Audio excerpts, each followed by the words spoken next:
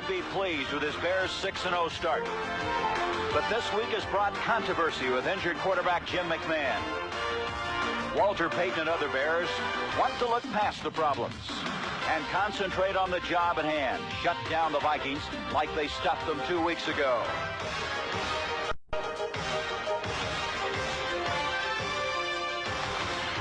Quarterback Tommy Kramer and head coach Jerry Burns would like to get even with the Bears for that loss 2 weeks ago.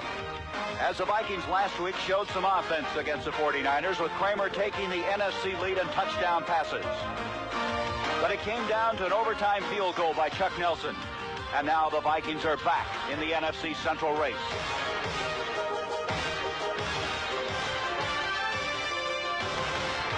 A lot of the faces have changed in the last 25 years, but one thing has stayed the same.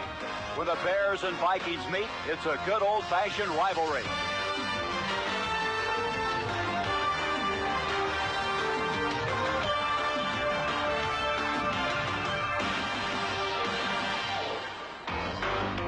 Second time in 2 weeks, it's the Bears and Vikings. This time for the Metrodome in Minneapolis. And obviously the weather is no factor today. Chicago, one of two unbeaten teams in the NFL, come into today's game with a 2-game lead over the Minnesota Vikings. Well, it's been another week of controversy, but this team seems to thrive on controversy. And it all centered around Jim McMahon and the acquisition of Doug Flutie. With me is Coach Hank Stram. And Hank, speaking of Jim McMahon, we don't expect to see him playing today. I talked to him on the field before the game. He said, definitely, I don't want to play in a game unless I have to, but it doesn't mean to say that he won't in case he has to. Tommy Kramer, on the other hand, the quarterback for the Vikings, hasn't said a lot this week, but he's hurting. He has a severely bruised chest just below the collarbone. We watched them practice on Friday. He did not throw in a 2-minute offense. He did not throw at all on Saturday, and I talked to him before the game on the field, and he said he feels fine now, but he doesn't know what will happen once he gets it hit.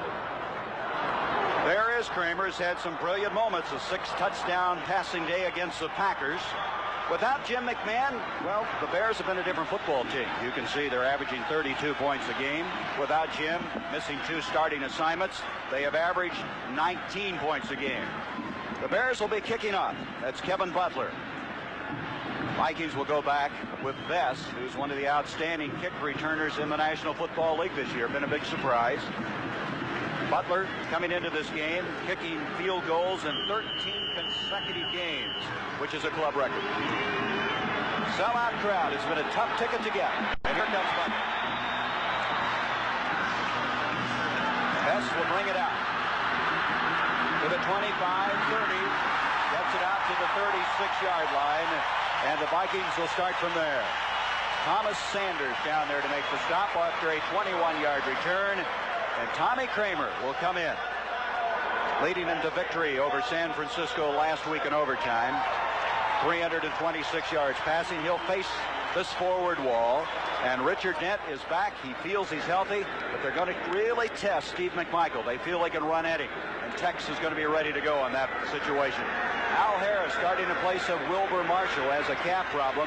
And Dave Durson playing as well as strong safety as anybody in the NFL. From the 36 now, Kramer with his first down, giving off inside, running to the ball is Alan Rice, number 36, to the 40-yard line. Gain of 3, 2nd and 7. Offensively, Kramer will hope that he can get Darren Nelson established, but he's been having a tough time. Only 14 yards in the last 15 carries. His offensive line is really paced by Gary Zimmerman. He's from the United States Football League, and Jerry Burns said he was as good as we'd hoped he would be. Second down now, 7 from the 40. Gary, I think the last play they ran is indicative of what they're going to try to do most of the afternoon. They're going to try to run it at McMichaels because they think he is so aggressive and he takes a course outside or inside, and as a result they'll let him go any way he wants to go and run the opposite way. And that's what happened on the very first play of the game on a draw play that made about 4 yards. Steve Jordan, the tight end, firing off the mark, so it's going to be a penalty against the Minnesota Vikings. Start. Offense 83, still second down. There's a familiar face and voice of Jim Tunney in charge of this game. In the first possession in the first 4 games, here's what's happened. Touchdown, touchdown, missed field goal, and touchdown. So they've gotten off the mark very effectively this year. The big thing with the Vikings today, they have to make sure they have security. And I'm not talking about guards outside the stadium. I'm talking about pass protection. And if they can pass block, they've got a chance to make some big plays. Second down now, 11. That's Rice in motion. Give to Darren Nelson. Nelson finds a path. He's very close to the first down across the 45. William Perry dropped him there, and that's got to be encouraging to Minnesota. There again, the same area. They're running to the right. This is a trap play with their left guard, Jim, with their left guard pulling on the play, Mark Bortz. And they pick up a nice gain on the play, but they pop through there nice and easy. That is a first down, a 12-yard pickup by Darren Nelson. Jerry Burns said he's as courageous as any running back he's ever had. Darren not very big. He only weighs 189 pounds. Well, the great thing about Nelson is the fact that he's one of the lightning guys. They have lightning on the outside with Jones, and they also have lightning with Lewis. And then, of course, they also have lightning with their fine running back.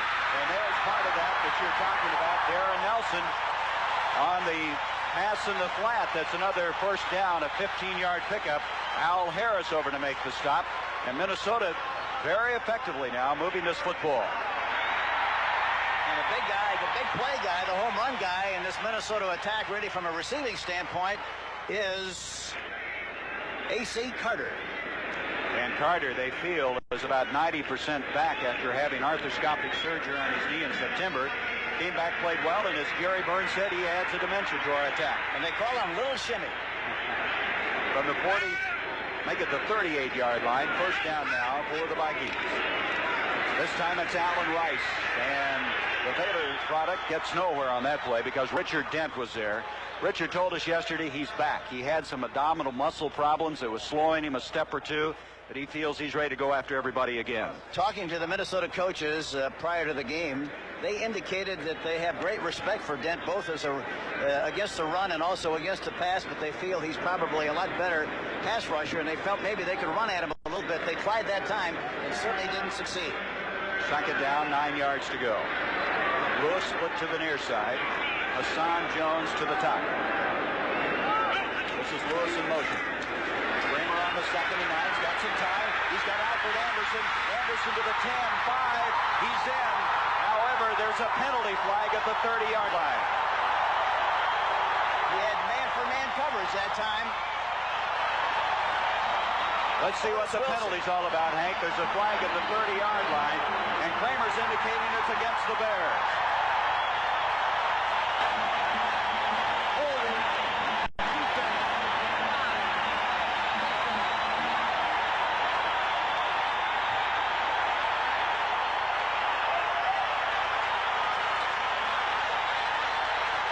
Seven-yard touchdown strike from Kramer to Alfred Anderson. And Otis Wilson was covering man-for-man, number 55, and just quite couldn't get the job done, and they make a big touchdown play, throwing the ball to Anderson. So again, the Vikings start very effectively. They've been most efficient on those first possessions. You know, the other thing is very important when you play away from home, especially in an enclosed stadium like this one. You want to keep the crowd in the game if you possibly can. And starting like that is a great illustration and indication that they have the crowd in the game right now. That was blocked, and it looked like Dan Hampton was the guy that blocked the point after attempt. Let's go back to the touchdown. Watch the touchdown now. Anderson coming out of the backfield, number 46, and watch 55. Watch him, here he comes at an angle, but he takes kind of a flat angle. So he takes too flat an angle, then has to change his course, and by the time he changed his course, it was all over. School was out. It's the bye-bye Blues. Touchdown, Minnesota Vikings. Let's go back now to the black point after by Chuck Nelson. Looks like Hampton, Dan Hampton. Definitely Hampton on the left side. So Anderson scores, and the Vikings lead it 6-0. Back to the Metrodome, you can see that the Vikings, when they score first, have been very effective, and they have done that today. They lead 6-0. Chuck Nelson to kickoff.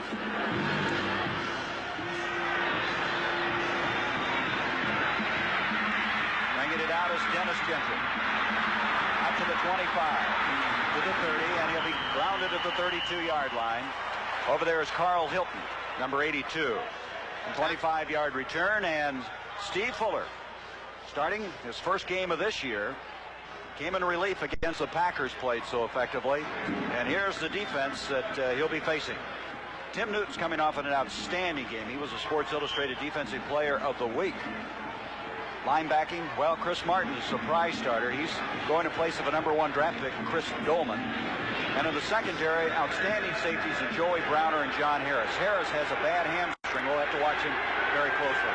One thing they got to do, the Bears, they got to get Joey Browner out of the game by splitting the tight end out, which they do here, and getting him out of the play. He's basically a linebacker, and they're going to make him play as a corner, which is a very good move offensively for the Bears. Millard was in the face of Steve Fuller that time. He messed up that play from the beginning as the Vikings hoping to put some pressure on, and they did that time. Let's look now offensively. Fuller looks to Ortega, who had that brilliant game 2 weeks ago where he caught 6 passes for 157 yards. Ortega kind of arrived on the scene against the Vikings. Up front, Covert. He's the anchor. The estimation of Walter Payton, the best offensive tackle in pro football. Second down 10 now from the 32. See, here they are. The same situation again. They reduced the tight end. They have 2 receivers on the left side, get the tight end on the right side to get Browner out of the game. Browner's so tough coming up the middle. Here's a pass to Payton. Vikings swarming, and they're going to lose yardage inside the 30-yard line. Scott Studwell was there. It's going to be third down now, 12 yards to go. And right now, Hank, Minnesota is playing both sides of the ball very effectively. Well, they're controlling the line of scrimmage. There's no question about that. And again, as I mentioned earlier, the one thing they wanted to do was start quickly and get the crowd in the game, and they certainly have done that. Line of scrimmage just inside the 30. So it's a 3rd and 12 now for Steve Fuller. Steve did not play well in the preseason, lost some confidence, but he feels he's gotten it back after coming off the bench to lead him to victory over the Packers. We might even see a run here from the shotgun. I don't know, but the 3rd and 12. No, they're going to throw it. Millard putting some pressure on, and this pass is on target, and it's going to be a first down catch by Ortega. Keith Ortega with a 14-yard completion, and on 3rd and 12 they deliver. Watch Ortega. He's on the outside, far right. Number 30, Holt is covering man for man. Look, he runs him downfield, breaks to the outside. The ball is thrown good. The timing is perfect. The ball is thrown right about the time he starts his break. And as a result, it's a big first down for the Chicago Bears. We call him White Lightning. He was labeled that after his outstanding performance against the Vikings 2 weeks ago.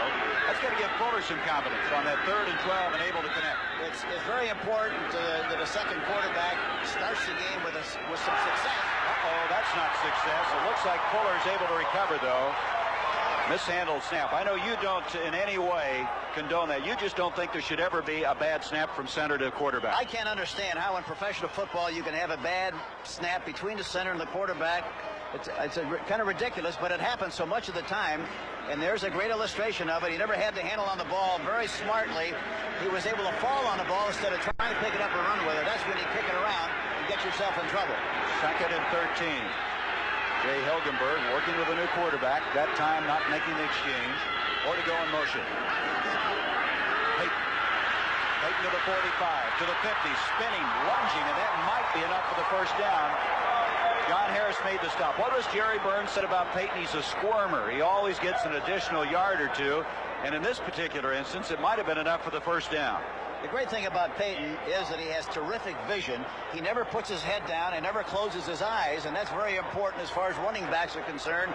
And as a result, most tacklers, when they try to make a tackle, will put their head down and close their eyes. He keeps his open. As a result, he makes a lot of people miss tackles because he's always aware of where he's running. 3rd down, a matter of inches. Payton told us, he says when he gets that first hit, he's ready to go. Whether it's a block, catching the football, or running with it. Here he is running with it and for the first down. Inside the 45 to the 43-yard line. A little pushing going on there as Bortz hit Tim Newton and shoved him backwards. Bortz didn't start against Minnesota 2 weeks ago due to a knee injury. They had Kurt Becker in his stead, but he's in there today. The Bears have really come up with a good game plan going into this game because, again, I can't emphasize too strongly the importance of getting Joey Browner, number 47, who is a safety man but plays like a linebacker. Normally he plays right up on top of the tight end. Now they got the tight end reduced from the formation. As a result, he's out of play as far as tackling is concerned, and it's a very good concept. First down now. Neil Anderson's checked into the ball game. The first-round draft pick, the rookie. Here is Peyton, he may have gotten a yard at the most. They want to get Anderson in the lineup because Mike Ditka feels he is just an outstanding football player. He had a 66-yard touchdown run called back last week against Houston. There he is, out of the University of Florida. He'll come out now, and Suey replaces him. One thing I like about Mike is he gets his best players on the field. He moved Gentry around so he could keep him in the action, and now he's using Anderson some at fullback. That's why you win. You can't worry about winning the popularity contest with people in your team. You got to do what's best for your team. Every move you make, you have to ask one question. This is going to help us win. If it helps you win, do it. No democracy in football, huh? Second down, 9 yards to go. Ditka celebrating his 47th birthday yesterday. Here is Peyton. Peyton inside the 40 to the 37-yard line. So it's going to bring up a third down for Chicago. Third down and 5. How about Peyton yesterday? I asked him an unusual question. I said, why do you wear number 34? He said, well, when I went to college, I wanted 35, but Ricky Young had 35, so I took 34 because 3 and 4 is 7, and my birthday is the 7th month of the year, so I think that's the reason I wear 34. He also said 7's a lucky number. That's right. Third down, 5 now.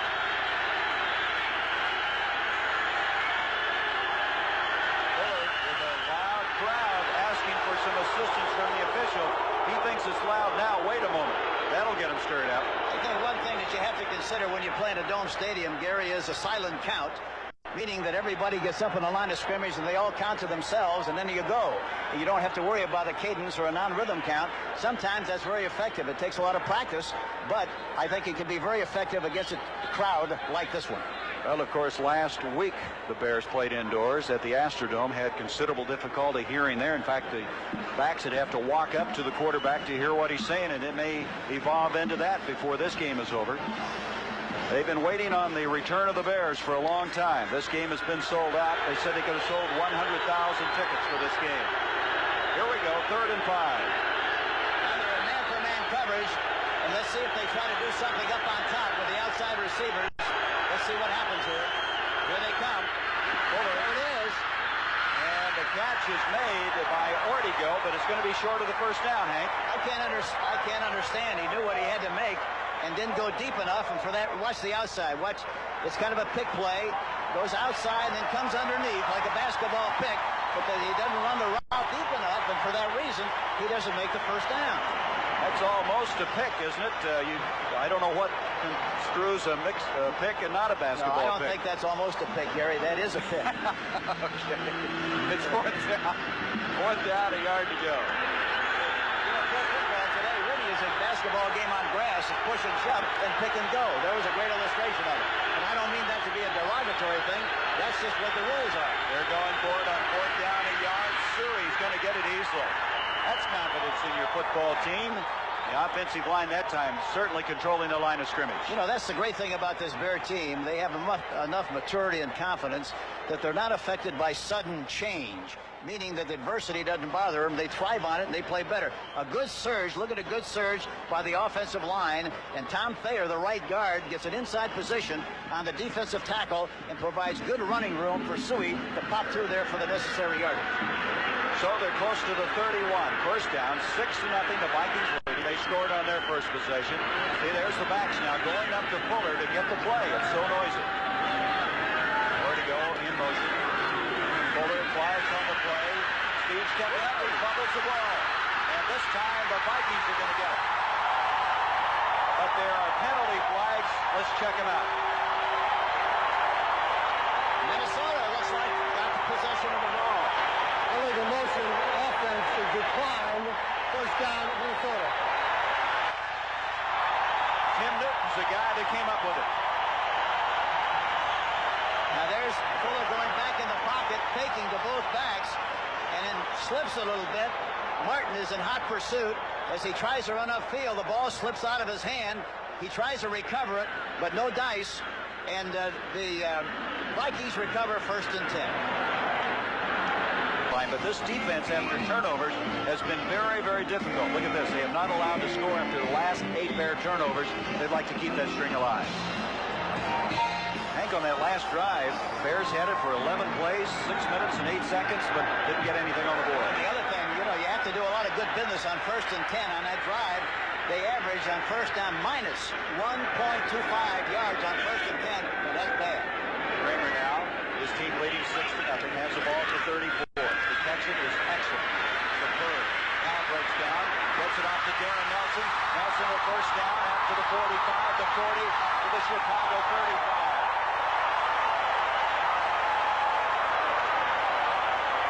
Flag again. Another flag on the play. 32-yard gain. Let's see if it stands. Al Harris is shaken up on the play. There's Harris at the 42, and it's going to go against Minnesota. That'll bring it back.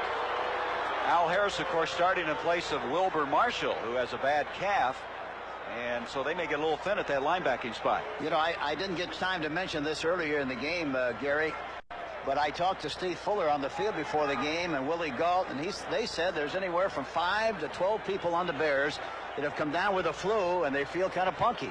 They're playing kind of punky so far. 81 offense during the run after the pass was caught. 10 yards, still first down. Wilber Marshall now has come into the ball game.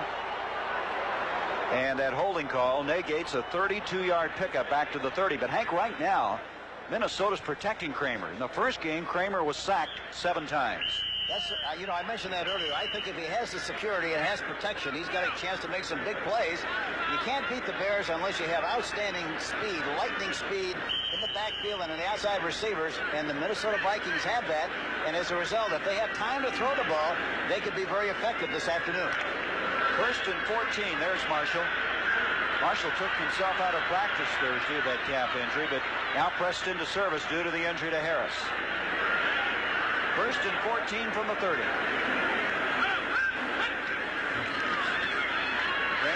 again, with a lot of time. He gets it off to Jordan, the tight end, and he picks up about 5 to the 35-yard line. Marshall over to make the stop. This guy, you feel, Hank, is one of the most underrated players in the NFL. Yes, he is. He's very bright, runs good patterns, doesn't have blazing speed, but average tight end, if he averages 12 yards a catch, is very good. You see, he averages 14.6. And the normal scale, really, if a back averages 6 per catch, tight end 12, and a deep receiver 18, that's the ideal situation. But he's beyond the ideal situation. But he's an excellent back, tight end, and gets into the open areas extremely well. He led all tight ends in the NFC in receiving last year with 68 catches. The other thing, the Bears have to keep Kramer in the pocket. He's very, very effective out of the pocket when you flush him out. Here's Nelson, and William Perry is there, and slams him down. We have a penalty coming up. Flags flying. There's Irwin now. He didn't like the way Perry treated Darren Nelson. And this old rivalry that has been heated for so many years is flaring up once again. Let's see what this is all about. Going to be tackling by face mask. Let's see if we can pick up this face mask violation, Coach. I don't know if it was Perry that picked up Darren or what. Let's see. Let's see Perry, number 72. He's on the nose. He's on the nose. Plays off the face block. mask, 5 yards, number 72. Here he is. Still second down. He gets him to the backside. Boy, he has. Yes, he does. Very, very obvious. So that will give them the first down. Talking to Mike Ditka yesterday, I asked about the size of the refrigerator. He says he weighs about 235. And 235. 335, I'm sorry. I was going to say, you're really giving Yeah, the benefit that's right. of the doubt. 335. He wants him down to 320 next week, 315 the next, and 310 the following week. And he said it with emphasis. That is not a first down because the 5-yard penalty. Second down coming up. This is, and it's going to be more. Anthony Carter.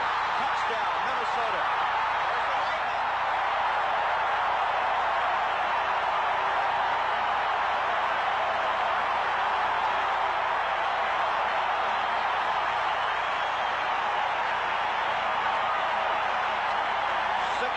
Touchdown. There it is, a very simple play. Faking inside, not a good fake to hold a linebacker so he can throw over the top. Runs a slant pass on the inside, and the rest is history. This guy's a burner. There'll be a big brown scorch mark right down the middle of the field where he just got through running. Well, they say he's only 90%, but that's a pretty good 90%, isn't it? I asked him yesterday, I said, how do you feel, and what about the coverage? And all he did was smile. That now for Kramer is his 15th touchdown pass of the year. He was tied with Dan Marino the NFL lead coming in here. 2 today. The snap. Coleman had to get it up quickly. He did, and Nelson hits it. Yesterday, I should say last week, Coleman had to save a game for him on a snap that was not right, and he comes up with the quick hands again. Tonight, he came off the bench to throw 2 touchdown passes in his first 2 efforts. He smiled when I asked about that yesterday, and I asked about his situation very frankly, and he said, Coach, he said, really, I really don't want to play because my back is sore and tender. It isn't my shoulder, it's my back and kidney, and I think I need the rest. But here again, that doesn't mean I won't play. I might have to play. And talking to him on the field before the game, he said that he felt good, he could throw the ball, but he was worried about what would happen if he got hit. Chuck Nelson kicking off, 13-0 in favor of Minnesota. This is Gentry again. And he's going to get him some very good operating room out to the 39-yard line. Well, Jim, this week, again, speaking out and causing some controversy. He was not very happy about the acquisition of Doug Flutie. Well, he said that he had a nice meeting with Mike Ditka, and Mike confirmed it. And he said they had a good 20-minute meeting, and he left the meeting. He thought it was very productive, and he was totally satisfied with what transpired in the meeting, period. There's one of his protectors, Thayers, alongside. So Thayer out of there. They're going to alternate all 3 guards, Becker, Boyce, and Thayer. So Becker's in the game now. You know, Gary, the other thing we got to mention, what the Bears are doing because of the odd alignment of the Minnesota Vikings, they're calling plays on the line of scrimmage. They call a play in a huddle, and then they say, check with me. And then on the line of scrimmage, they call the appropriate play. Here's Peyton on the first down, and boy, is he stuck there. Excellent reaction. That's Chris Martin, number 57, who's just an overachiever. He's a former free agent with the Saints, and he has replaced Chris Dolman at that linebacking spot. You know, back again to the 1st and 10, which is such a very, very important down. Everybody talks about 3rd and long being important. If you do a good job on 1st and 10, you don't have to worry about it. And so far, the Chicago Bears have averaged minus 1.25 on 1st and 10. Minnesota, 12.2. Well, Kramer, as you can see, has directed him to 2 touchdowns. He just threw his longest touchdown pass of the year, 60 yards, and he's 5 of 5, Hank, for 122 yards.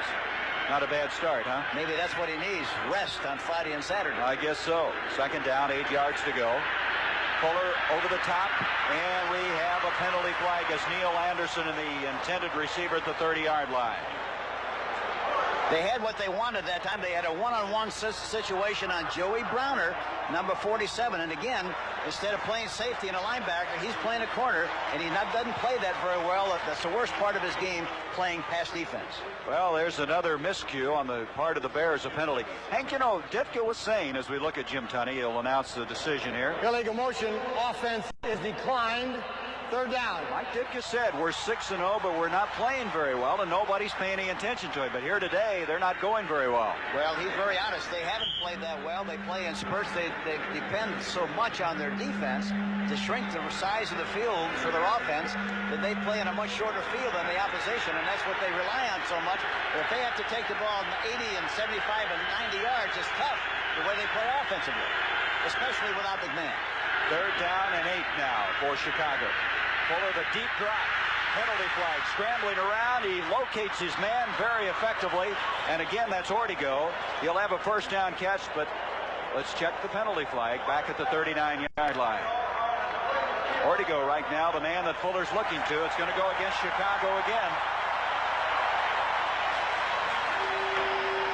The play was killed by the line judge. False start, offense moving, still 3rd down. Must accept the penalty, 3rd down. A surprising start here in the Metrodome in Minneapolis. The Minnesota Vikings, who lost 6 in a row to the Bears, now have a 13-0 lead, scoring on their first 2 possessions. Tommy Kramer, 2 touchdown passes, 122 yards. The Bears moved the ball once, only to fumble it. I'm Gary Bender along with Hank Stram as we approach the 7th week of the NFL season. You know, the amazing thing about this Bear team, you think about, when you talk about them and the way they've won, you think about the monsters of the Midway. But, you know, the offensive line of the Bears averages 263, the Vikings 263 on defense. Not a bit of difference at all in the size. Willie Gault could not stay in bounds. Gault had gone far enough up the field for the 1st down, but just couldn't get both feet in when he made the catch. Here they're in bump and run. Look at, he misses the play totally. talking about the left corner, number 30, but he's protected on the outside, and he catches the ball out of bounds, and it falls incomplete. You talked about the flu. Galt was very sick yesterday when he flew in. They were concerned about him playing today, but obviously he is there. He was all smiles before the game on the field. He said he felt fine, but he was concerned about a lot of the other guys, he said, because a lot of the other guys had the flu, including Steve Fuller. Buford kicking to Best. Best coming up on the fly to the 35, 40, and he'll be grounded there. Good field position, and we have some shoving and pushing going away from the ball. Tim Reitman getting into it with Alfred Anderson, and they separate the two. That was a 39-yard punt, but a very fine 15-yard return. So Tommy Kramer has the Vikings on a roll. They lead it 13-0. Hank, even though in the game 2 weeks ago the Vikings were shut out 23-0, they thought they could play the Bears tougher, and they're certainly doing it today. Well, they played miserably the last time they played the Bears, which is very obvious. Kramer had a bad day, and they didn't have Carter. I think Carter, as I mentioned earlier, he's a lightning guy, and with he and Nelson and Jones, boy, they have a lot of firepower, and if they have protection, they can score from any place in the field. That's what you have to do to beat the Bears. Well, the first time this guy was sacked 7 times. Thus far, he's had excellent protection. He's 5 of 5, 122 yards. Yeah, the other thing they're doing a lot of passing on a quick count, and they're throwing the ball quickly. He's not holding on the ball. They're going to throw the ball quickly because they're concerned about the rush. There was Perry. He wouldn't let go of Allen.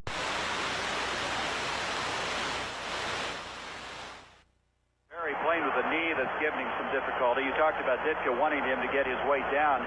He feels once that knee is better, he can get the weight down easier too. And of course, the Bears are the kind of a team, that thrive on adversity and controversy, and I think maybe this kind of a thing is going to be good for them. We'll see how they respond, but they're going to have to screw their hats on and play tough to get back into this football game, and they have that personality. That's when they usually do a better job. The question is, can they do it without Jim McMahon? That's right. That's going to be the big question. Straight ahead, that's Ted Brown, the veteran who's played so well through the years, advancing out to the 45. It'll bring up 3rd down and 5. Next Saturday, college football here on CBS. Most of you will see USC against Stanford. John Pay, a brilliant quarterback. Rodney Peete, the scrambler for the Trojans. Those of you in Kentucky will see Clemson at North Carolina State. 3:30 Eastern Time, college football on CBS. The other thing that the Vikings are doing very well, Gary, they're running right at the Bears. They're such a quick group. The Bears defense I'm talking about, quick and fast. But if you try to run east and west and sideways, they murder you. But you got to run right at them, and you're much more effective doing that. Unbelievably, this is the Vikings' first 3rd down of the game on a 3rd and 6, and they get it. Let's pick Steve Jordan, 6'4", 240-pounder out of Brown. And Kramer right now is just absolutely picking them apart. Watch Jordan come off the line of scrimmage, and the linebacker doesn't even give him a shot. He gets a free release. It's a zone defense. They throw right between the linebacker and Richardson, the left corner. He gets the ball right on the numbers. But again, the key thing, Gary, is he had plenty of time to throw the ball. Well, Kramer's had some sensational games, evidenced by the 6 touchdowns against the Packers, 325 yards last week. He's missed none today, 6 of 6. Well, he's kind of a stock market quarterback, really. He's a very good quarterback, but he's up and down. And if he's hot, he is really hot. There's Brown in the waning seconds of the first quarter, and now Singletary with his helmet off was going after Kurt Laudermilk. Now Mike, who is one of the most soft-spoken, easygoing guys off the field you'll ever see, obviously is human right now. And he's trying to probably rally his troops a little bit. Well, I think sometimes psychologically, I always like for our teams when they were down a little bit for somebody to start something, to get our guys back in the game, regardless what it might be, to do something, to get them back in the football game, and maybe that's what Mike tried to do there. Well, it was all Minnesota in quarter number 1. This capacity crowd enjoying it as the Vikings lead it by 13. Well, Mike Ditka has 11 straight NFC Central Division wins, but right now in danger of having that snap. His team down 13-0. One of the big stories is Kramer, and the reason he's playing so well, Hank, they're picking up the blitzes, they're blocking so well. Yeah, they really are. They're controlling the line of scrimmage. They changed their blocking scheme a little bit, too. We'll talk about that as the game goes along. Second down 5. You saw the stats, only 39 yards in the first quarter for Chicago. Spinning move by Allen Rice, very close to the first down. What do you mean they've changed the blocking schemes? Well, basically, I think whenever you play a normal team, why you just block areas with your offensive linemen, 5 people, and they just sit back and block anybody who comes into the area. That was not effective for the Vikings the last time they played the Bears because they got too much penetration and they just couldn't pick them up. So this time they're trying to get an angle on them, and they're blocking the tackle to the outside, the guard to the outside, the center to the back, to the same side, and then fill in with the back to make sure they get an angle on the weak side away from the tight end, and they're doing a pretty good job of picking up the block. 3rd down, a yard to go. Well, look at that right outside. That's where they're going. Rice on the pitch. He wants to throw, and now elects to run and stays on his feet and gets the first down. Had he not pulled around trying to throw the ball, he might have gone all the way. He had a great advantage. The wingback, everybody was inside of the wingback that time, Gary, and for that reason, you got to make yardage unless the halfback gets a heart attack running the football. You got to make yardage on that kind of a play. But look, he hesitates, and then he decides to make up a move upfield. He finally does, and he squirts through there for the necessary for the first down. Singletary eventually making the stop. By the way, Rice can throw the ball. He is their emergency 3rd quarterback should they have to go to him, so he is good on that pass run option. Look at this. Minnesota averaging 9 yards on first down. You've always said that's maybe the most valuable statistic you can have. It's not maybe, it is. You better do a good job on Minnesota. first and 10, get 4 or more, or else you're going to struggle all afternoon. A good picture of Schnelker, Bob Schnelker, the offensive coordinator in a white shirt. He's one of the outstanding coaches, I think, in the National Football League. The beauty of patience is its gentle persistence, but the power of patience is anything but passive. For proof, we introduced a new generation of Mitsubishi trucks. This Mitsubishi has been patiently crafted to be an exceptional value, with a new shape, a new interior, and all the strength of more horsepower per liter than ever before, which proves that even patience likes to kick up a little dust. Mitsubishi. When you start something good, everyone wants a piece of it. Take light beer from Miller. Now there's lots of light beers out there saying they're less filling. Heck, that was the easy part. The hard part is brewing a light beer that tastes great. That's why Light's always brewed only with the finest ingredients. To let all that great beer taste come through for guys like you and me. The taste that's made light beer from Miller America's favorite light beer. Hey, I always thought it was easy opening cans.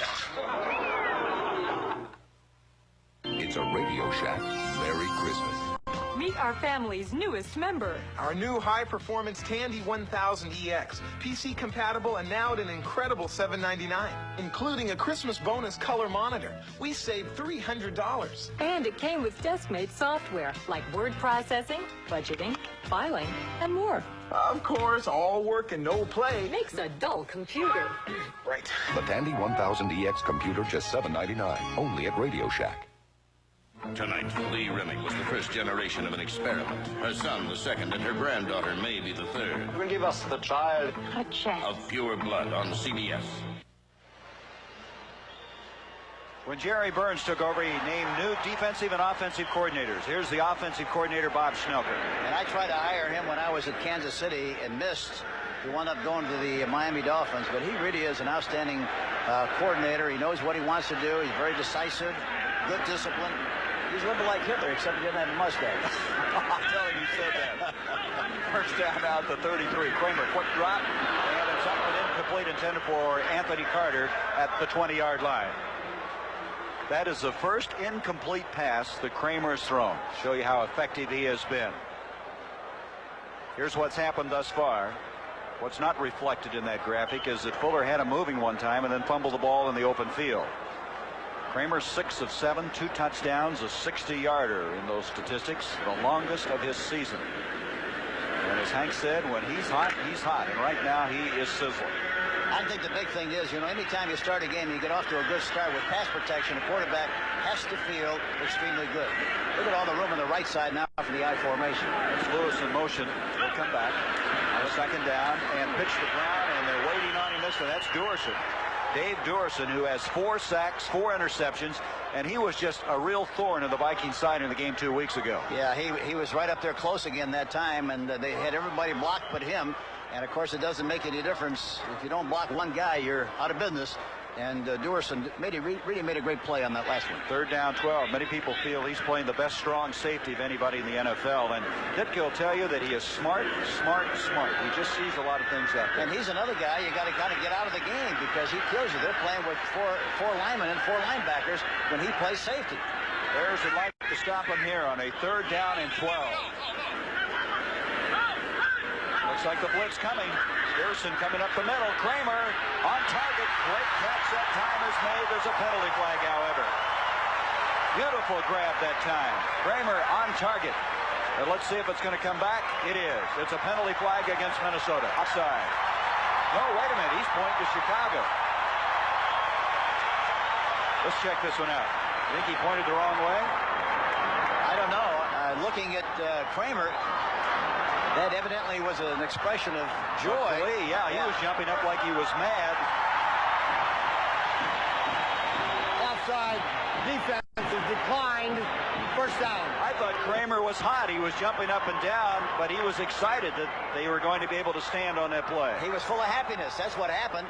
And, of course, the other thing is, you know, when you see the Bears blitz like they did on the last play, and they don't get the penetration, and they don't get the quarterback, you know they're not doing a good job up front. They're really not coming off the ball like they should. Talking about the Bears.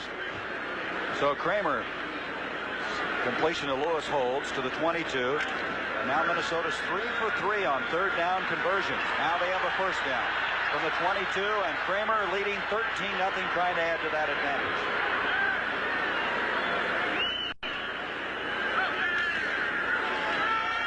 To Anderson, fumble, and I believe the Bears have it. It looks like Hampton 99 has the football. And so now the Bears have a chance to get this game possibly turned around a little bit. And that's what they do. They make those big plays defensively. Look at Anderson coming into the left side with a ball in his right arm, and as a result, the pressure is coming from that same side. They knock the ball loose, and Hampton recovers a fumble. The Bears have possession, 1st and 10 on the 23. Hank, 3 touchdowns down is a lot different than 2, and of course they avert that. Well, when you talk about touchdowns and you talk about points, it sounds like a lot, but really they're only 2 plays from getting back in the game. That's it. Let's see if they can come up with some points after this takeaway. Suey in the backfield. Check that. Calvin Thomas in the backfield. There's Peyton in motion. Fuller, and he's on target. Tight end Emery Moorhead. And Moorhead has a 1st down catch to the 45, a 23-yard pickup. Here's a guy that found a home in Chicago in 1981, and they haven't gotten him out of there since. Watch Moorhead come off the ball. But pass protection is good. That's what they have to do. They have to be patient. Good pass protection.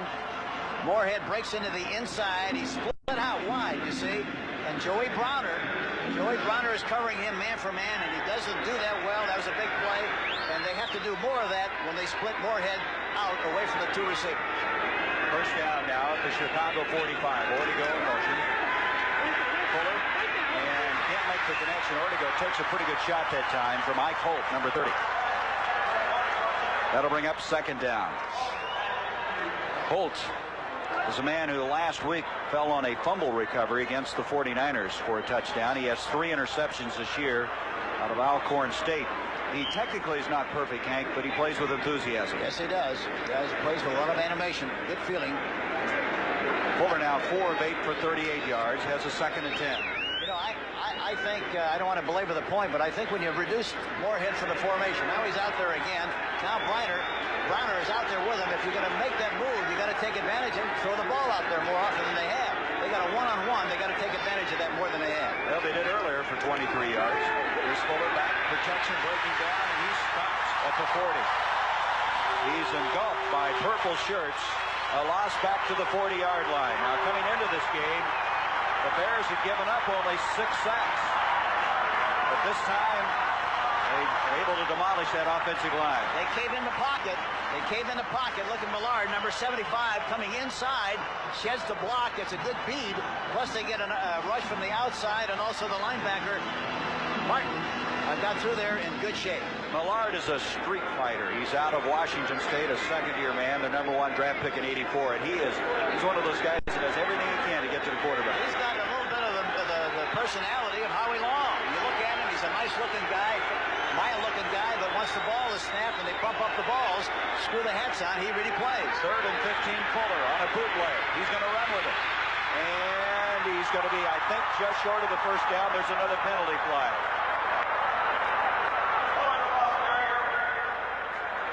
Fuller started everyone one direction. He went the other, and I think we're going to have a clipping called against Chicago. You know, and I think what happened on the play, I think he called a sweep and didn't tell anybody and kept the ball himself. That way, everybody carries out their fakes beautifully, and you get away with it. If you tell them it's a preconceived play, it never works the same, and I think that's what happened on the last play. He has very good escapability, Steve Fuller does. He's always been able to run with the ball. We believe it was Dennis Gentry who threw the block, the clip, that's going to bring this play back. The other thing about Fuller, he's very, very bright, well prepared, well disciplined, and he knows his ability very, very well and doesn't try to play beyond what he personally can do, which is very important. Illegal block, number 29, 10 yards, still 3rd down. Number 29 is Gentry, as we suspected. So that will negate a very fine effort. We're going to look at it now, see if we can pick it up. Number 29, watching. Watch Gentry trying to come into the picture and try to make a block. Let's see what he does here. Oh, yeah, he gets him in the back, gets Howard in the back, gives him a little massage in the back. Penalty. It's one of those massages you don't want, right? Well, it's all right if the official doesn't see it, but when he sees it, you're in trouble. 3rd and 15 now. There's the penalties thus far in this game. 10:41 to go in the first half. 13-0 Minnesota. This time Gentry will line up on the backfield. In motion is Lou Barnes, a rookie from Oregon. Fuller looked like he wanted to shovel forward with a pass, and it never materialized. That was that shovel pass, I believe, Hank. And Gerald Robinson, 95, their first-round draft pick, dropped him there.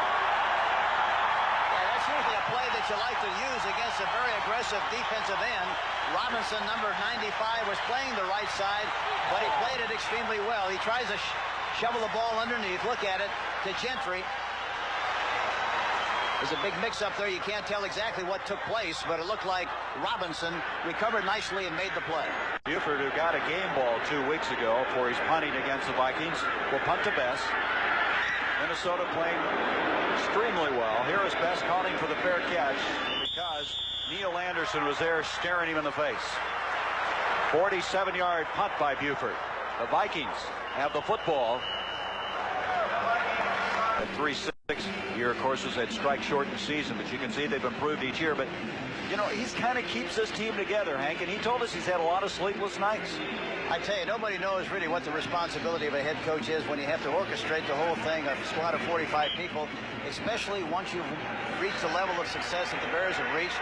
They have reached front-page success, and it's really a difficult job. And Mike has really done a remarkable job of keeping it all together, meaning that they've won 6 in a row, and that's what it's all about. Right now, though, he's trailing 13-0 as the Vikings have it at the 18-yard line. Darren Nelson slips across the 20 to the 21-yard line. To get back to Ditka, I think a lot of people feel that, hey, he kind of enjoys the controversy and all the things that go on, but that's not the case. He doesn't want that. No, he does. Certainly doesn't. I think any coach would like to have an ideal situation. But again, personalities of teams change, and they're very different. Some guys thrive on adversity. The Raiders are that kind of a team. You know, they win better, and they do a better job under adversity than they do when they have prosperity. It's funny how that works. Last team to repeat, of course, the Super Bowl champ. Steelers in 78-79. Straight ahead again, a flag as Nelson to the 25. Vikings, who have not run the ball effectively all year long, getting some running room now against Chicago, but this is going to come back. It's a penalty against Minnesota. Well, I think any time, if you're not careful, you try to do too much as a coach. You hear a lot of people say, well, we're going into the game with 80 passes and 25 runs.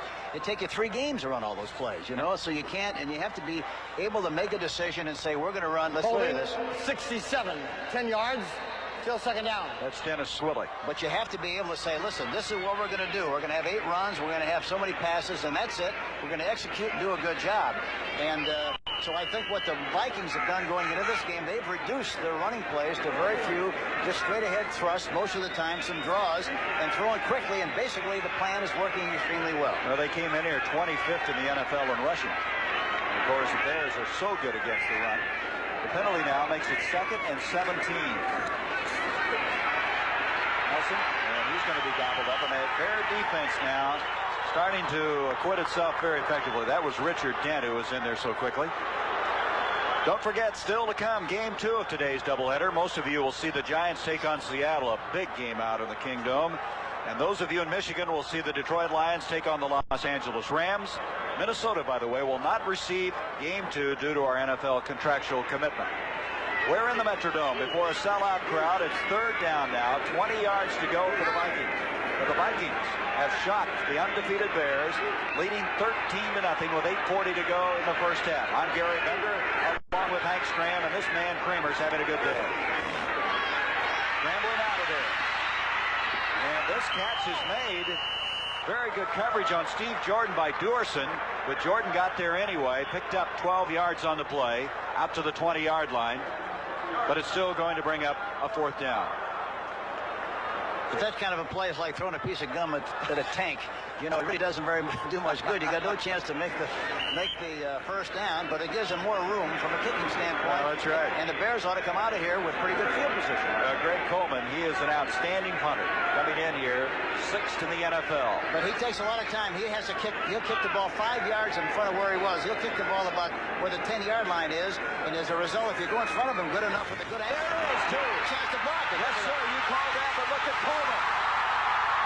And Coleman with a great ad-lib effort. Well, you see, Gary, he takes a lot of time, and the rusher should have blocked the kick that time, but he went too deep, and he went right underneath him and made the first down. Watch it now. Watch it. He gets the ball. Look at now. Watch where the guy comes way beyond. He should have been a yard and a half in front of his foot. He'd have been in great shape to make the play. He went too deep, and for that reason, Coleman's a seasoned pro. He reads it very well and took advantage. Watch this. Look at this. See, he doesn't go out in front. That's Sean Gale, Hank. That's right. Sean Gale did not go out in front at the proper angle. Had he done so, it'd have been a block kick because he takes it 5 yards to kick the ball. This guy, Greg Coleman, very animated, very popular with his teammates. We'll develop that story. A 16-yard ad-lib effort gets him out of a real jam to the 35-yard line. Alan Rice now trying to go wide, and he'll get a couple of yards. Well, Sean Gale, the captain of their special teams, had the wrong angle. Greg Coleman is a story in himself. He's been with the Vikings so many years, and he's so popular. When we watched him work out this week, Hank, he was the official in their 2-minute offense. He took on as though he was the Art McNally of the National Football League, and the players love him. Well, he's got a great personality, and see, he takes a lot of heat during the game, during the course of the week by all the players, as do all kickers. And so as a result, he loves to do it on Friday because he gets back at all those players that gave him the business early in the week. He has a lot of fun with it. That's really in contrast. Most of your kickers are kind of removed from the rest of the team, but not in this case. They hide in the storm cellar when the work starts. Second down 8. Here's Kramer going deep, and that ball is closer than it looked like. It looked like it was way overthrown, but Leo Lewis started to catch up with it. As you can see, Kramer picks himself up after throwing the ball. There's Leo, very small. They list him at 5'8", more like 5'7". His dad played for Bud Grant, and Bud Grant said his daddy was probably one of the greatest running backs he had ever seen. And that's why they got Leo here to play for this team, and he's been a super success. Well, his dad's in the Canadian Football League Hall of Fame. Yes, he is.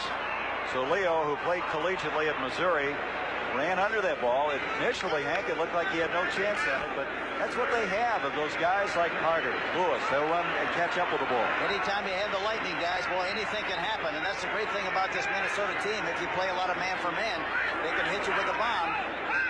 Third down 8. They are blocking extremely well, and that gives them a chance to hit Hassan. Check that, Anthony Carter, and Carter stopped by Richardson. First down to the Bear 42, a 20-yard pickup. See, that's the other thing you cannot. You got to keep this guy in the pocket. You can't let him go outside of containment.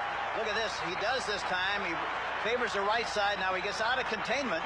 Has a great vision, one-on-one coverage on the outside on Richardson. There's no way in the world he can cover him one-for-one with all that time. Hank, there's two things happening today. One, they're protecting Kramer, and secondly, they have Anthony Carter. Carter played 2 weeks ago, but he wasn't back, and he dropped the pass. And what a difference he makes in this football team. Yeah, he makes things happen. He makes it happen, and you better be aware of him all the time, because you get him on one-on-one situations, it could be all over. It's murder, as you say. Murder. Right. He has 3 catches for 93 yards.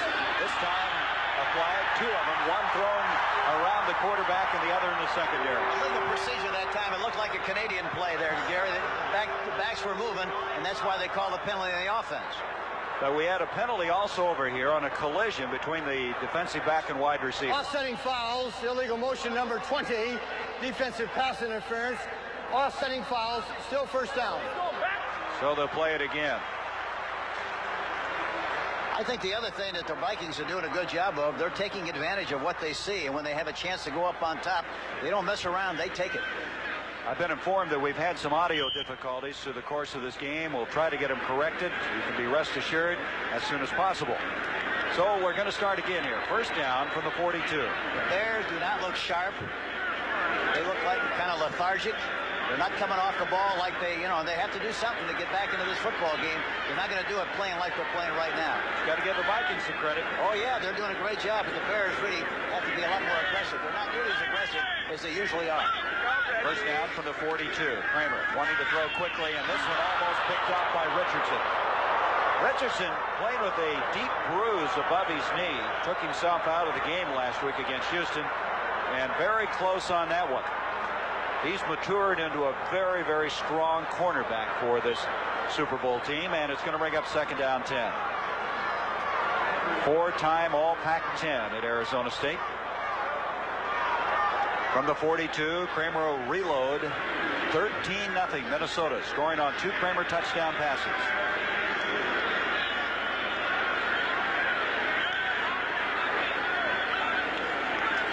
Kramer with a play action. Kent coming for the backside.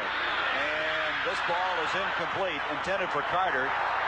Dent, along with good pressure from Otis Wilson, getting back there. And I think the Vikings feel that that catch was made, and we may have a discussion going on. Carter was over there. They ruled it incomplete. Richardson defending on the play. Yeah, I could. This is ruled incomplete. I don't know why there was any discussion about that. It didn't look like there was any question about it. Let's take a look at it. Richardson does a good job. He's coming back for the ball, but see, he's coming back at an angle. Had he come straight back, Gary, instead of toward the sideline, he'd have had a chance to make the play because the defensive back would have been right directly behind him. Coming back at an angle, the defensive back, 27, had a chance to get the hand in there because he had an angle, knocked the ball down, incomplete. Well, not only did he drop the ball, Hank. You call is correct as it stands, third down. Well, they actually looked at the replay, so Art McNally, who's the replay official, confirmed that they were right, but he didn't have the ball, nor did he have 2 feet in bounds. No, that's right. There they are, Art McNally. He's hiding behind there he is. See, you can see him leaning out. He doesn't want to get on TV, Coach. New communication system today. You can talk directly to the umpire. Here's Kramer scrambling around in a 3rd and 10, and he's going to get a first down to the 30. Slides wisely to a first down at the 27. There again, the key, no containment. You see, you cannot let him get outside of containment, meaning you can't get outside of the defensive left end. And in this particular case, look at, watch, he gets around, he'll go to the right side, and the defensive end finally tries to catch him from the back side. But look at the Strawberry side slide right there for the first down. He's been watching too many of those baseball playoffs. He didn't slide very far, did he? But anyway, he very alertly goes down, and at the 29, first down. He didn't slide very far, but he slid safely. Slid safely, huh? Yeah. 13-yard pickup. Minnesota now 5 of 6 on third downs after converting that last one. Gary Nelson, and he fumbles the ball, and it's loose. At the 22, there's a big pileup. Who's got it? Minnesota indicating they have it. And I think Jim Tunney agrees, so they still have it at the 22 and pick up some good yardage on the play. We talked about it earlier. They're going a lot at McMichaels. Not to say that McMichaels is not a great player, which he is, but he's so aggressive that you take advantage of him because he gets good penetration, and you take him any way he wants to go and then cut the other way, and that's what seemingly they're doing a good job of so far this afternoon. Gary Zimmerman came up with the ball. Let's watch it again. Wilson stripped it. Yeah, Otis Wilson stripped the ball, and it looked like Zimmerman, 65, recovered the fumble. You really like Gary Zimmerman, don't you? Oh, yeah, he's a terrific football player. To look at him, you know, he doesn't look like he plays. What's that mean? Well, you know, he doesn't look as impressive physically as a lot of people. You know, a lot of guys play like Tarzan and look like Tarzan. He doesn't look like Tarzan, but he plays like him. So there's a first down run. Minnesota can do no wrong right now. Gary Fincey made the stop on Darren Nelson. On a 2nd and 2, the Vikings pick up the first down just outside the 15. What you don't want to do is look like Tarzan and play like Jane. Is that what you're saying? That's right. That's exactly right. Well, Jerry Burns, the oldest rookie coach in the National Football League, 59 years old. And he's at the head of the class, Hank, as you take the grade at this stage of the season. He wins this one today. They pasted a big gold star on his forehead, like they used to do at school when I was at St. Mark's in Gary, Indiana. 13th play on this drive now. Kramer has it. First down just outside the 15. Wait a minute. Going to stop it all. Let's reset it. See, that time Jordan was trying to shift out to get Duerson away from the play, but in the process, he took a little bit too line. 5 yards. Still first down.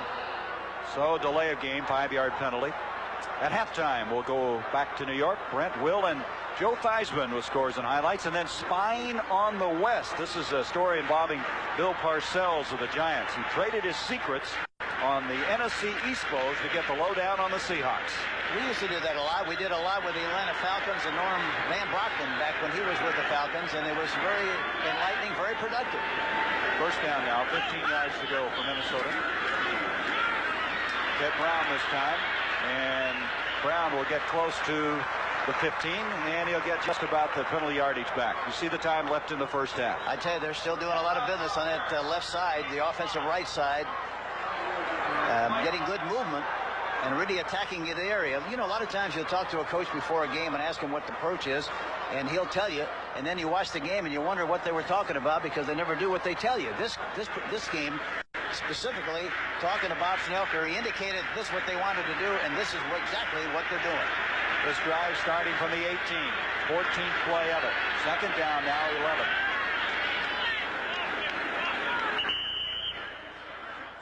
Well, we got a problem with the football. That's what it is. Going to bring another one in, I guess. I think the refrigerator fell on it and he broke it. Maybe it's got some scuff marks from it from the playoffs, the baseball playoffs. They want a new football.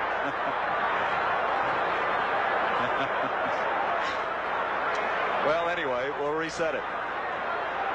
Dennis Swilley didn't like the variety possible. Anyway, he's got another football.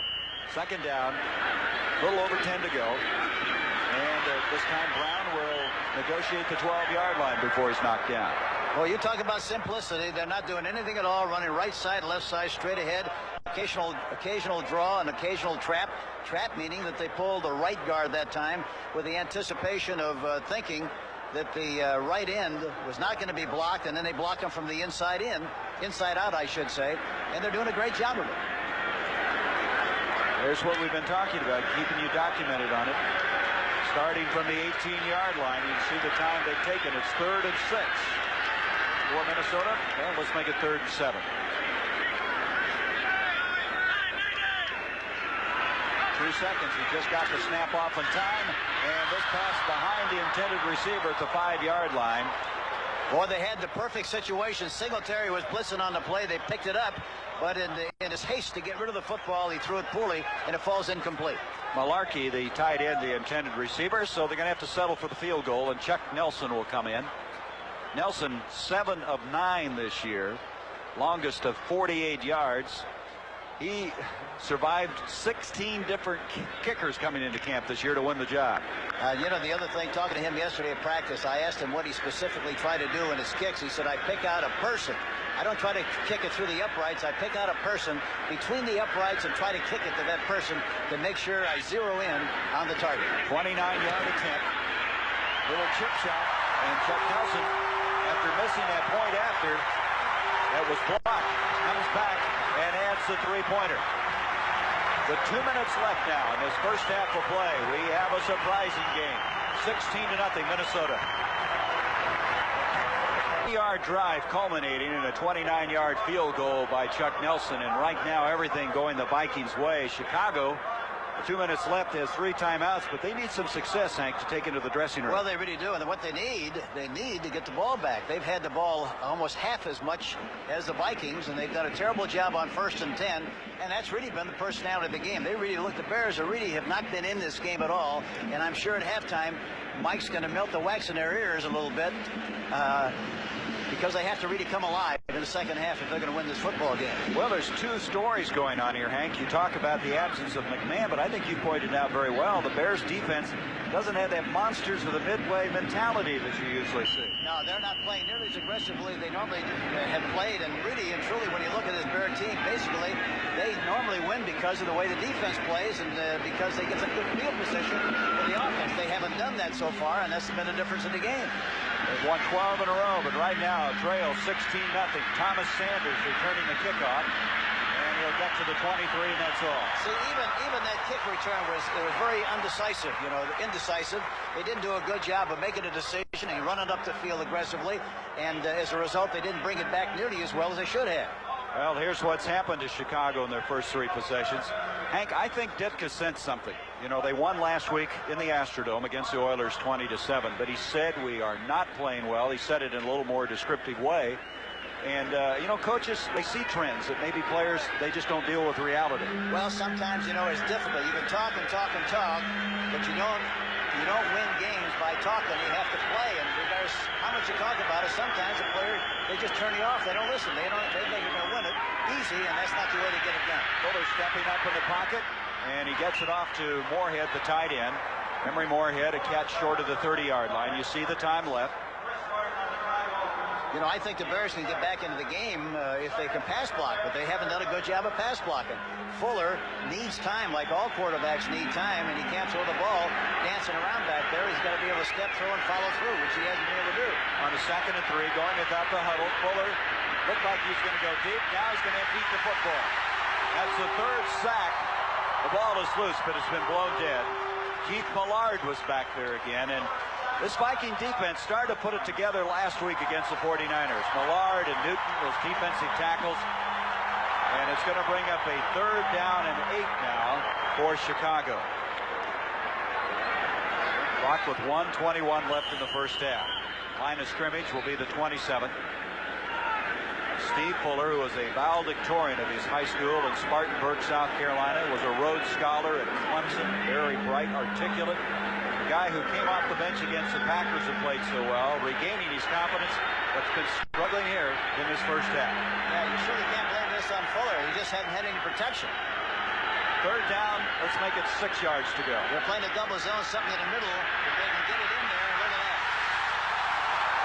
That's the 4th sack, and that's Icebox. Tim Newton coming off of that brilliant performance of a week ago. He is, in the estimation of Jerry Burns, the fastest 286-pounder in the NFL. Watch this again. Watch the pressure. They're back in the pocket. Look at Robinson coming from the outside, and he puts him in the vice.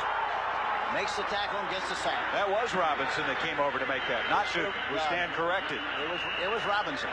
Gerald Robinson, who they feel, Hank, has some characteristics of 10. Those first 2 steps that he makes defensively.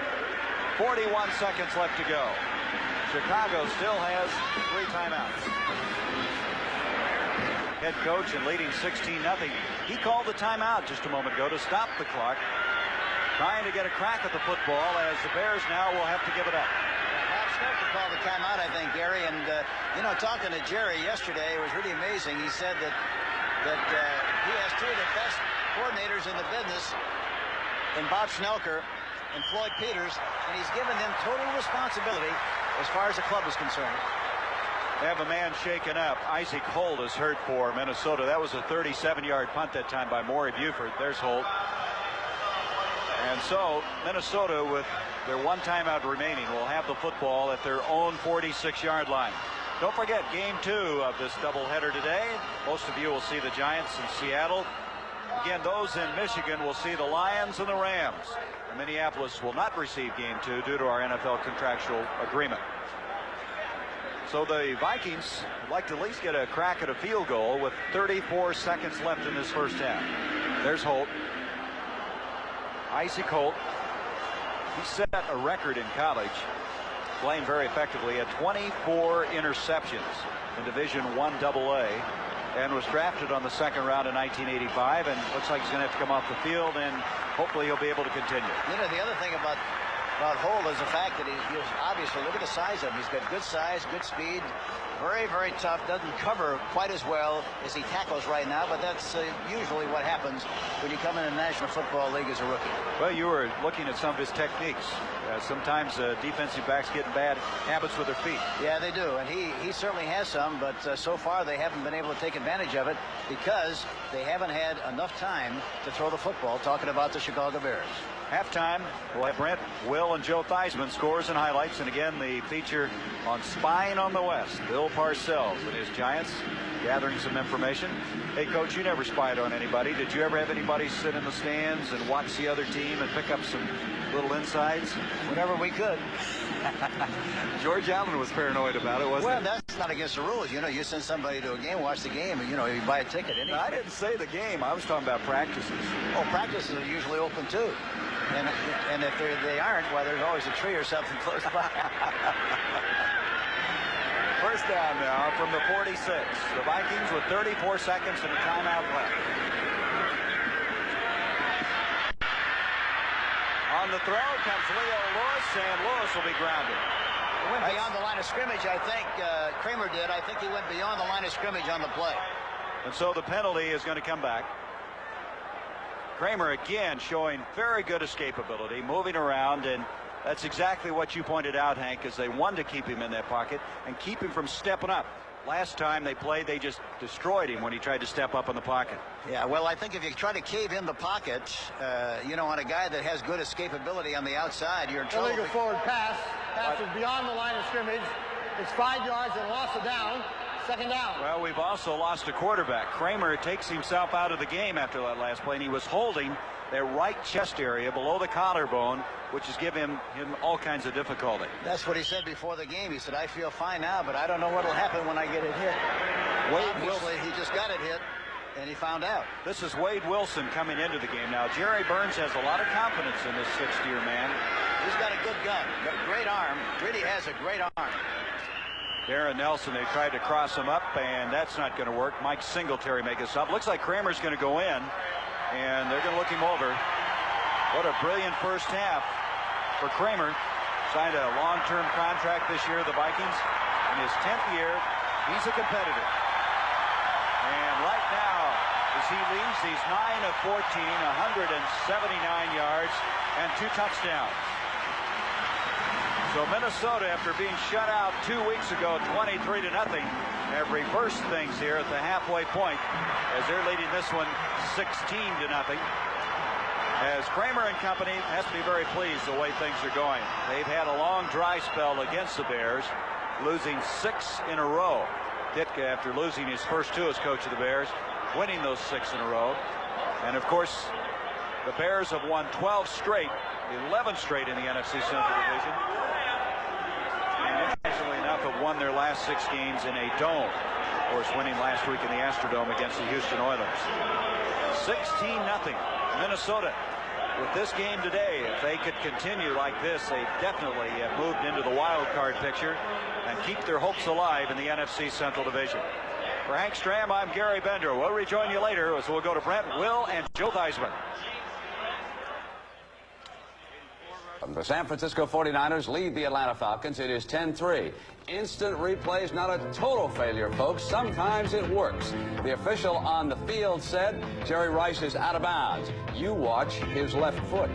You bet that's inbounds, and they changed it. Now, Will McDonough, you've been following the story. Are they getting better with this upstairs? You know what that's going to do? That's going to help them keep instant replay because that's one they got right. But this week in Chicago, they had an owners meeting, and if they would have voted, instant replay would have been out right now. Joe, what's your feeling about it? I think what it's created is it's created this eye looking over the officials, and it's given them a sense of insecurity, so they're afraid to make a decision.